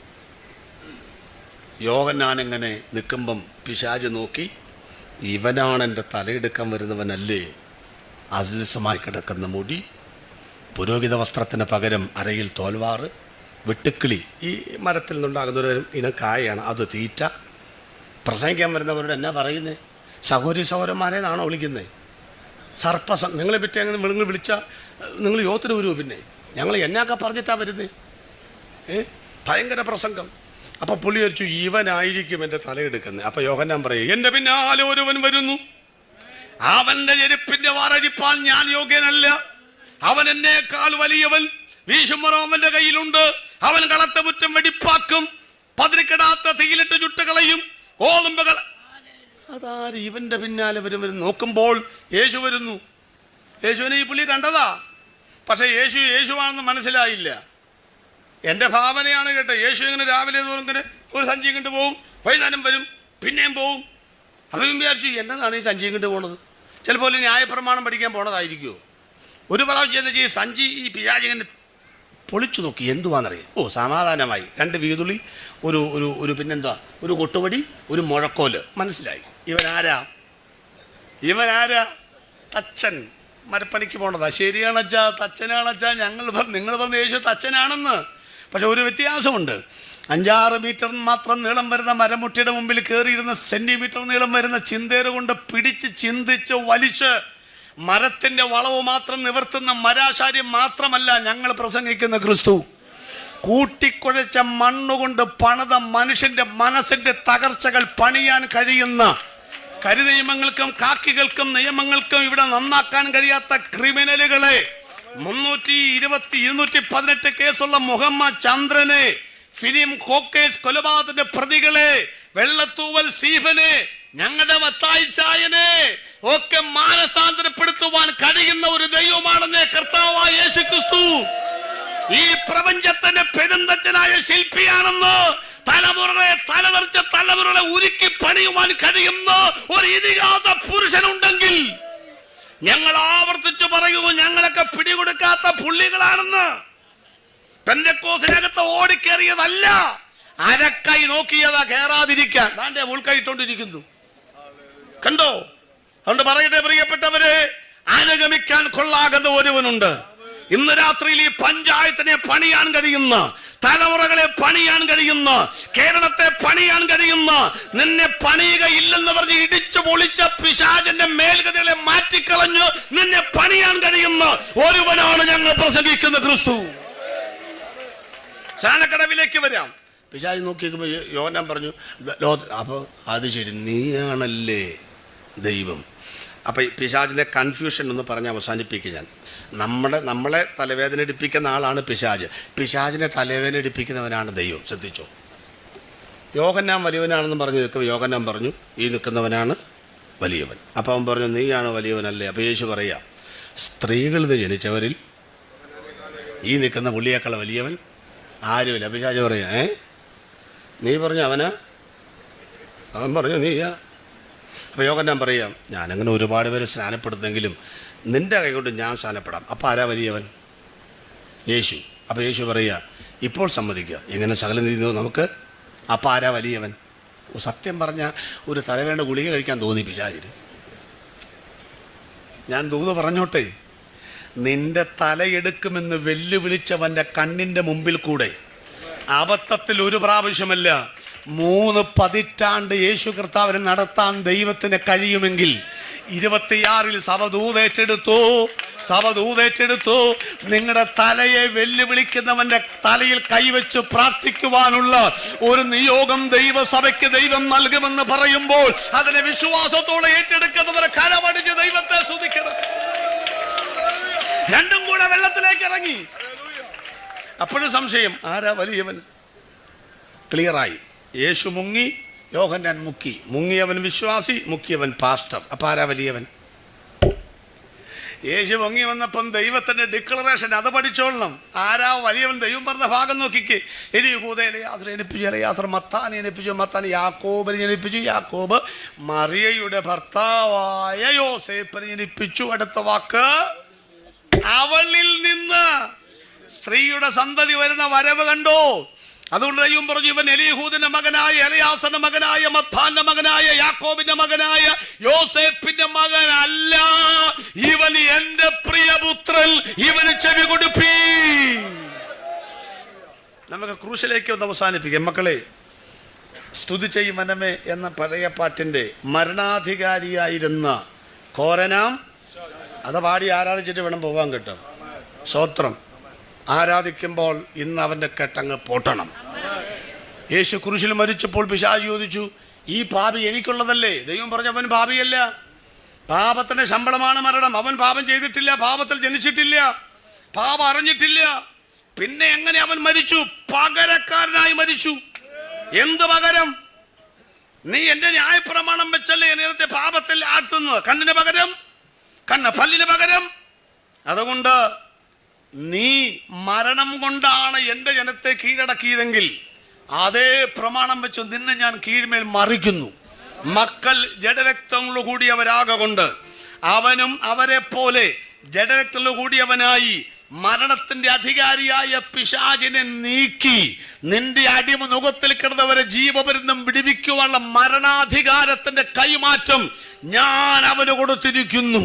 ഇന്നു മുതൽ ഇവനെ വിശ്വസിക്കുന്നവന്റെ മേൽ, ഈ ക്രൂശിനെ വിശ്വസിക്കുന്നവന്റെ മേൽ മരണത്തിന്റെ അധികാരമില്ലെന്ന്, മരണാധികാരം മറച്ചിട്ടെന്ന്, അതിക്രമങ്ങളൊക്കെയും നമ്മോട് ക്ഷമിച്ച ചട്ടങ്ങളാൽ നമുക്ക് വിരോധവും പ്രതികൂലമായ കൈയെടുത്ത് മായ്ച്ച് ക്രൂശിൽ തറച്ച് നടുവിൽ നീക്കിക്കളഞ്ഞ് വാഴ്ചകളെയും അധികാരങ്ങളെയും ആയുധവർഗം വയ്പ്പിച്ച് ക്രൂശിൽ അവരുടെ മേൽ ജയോത്സവം കൊണ്ടാടിയവന്റെ വാക്കാണ് നിവൃത്തിയായി.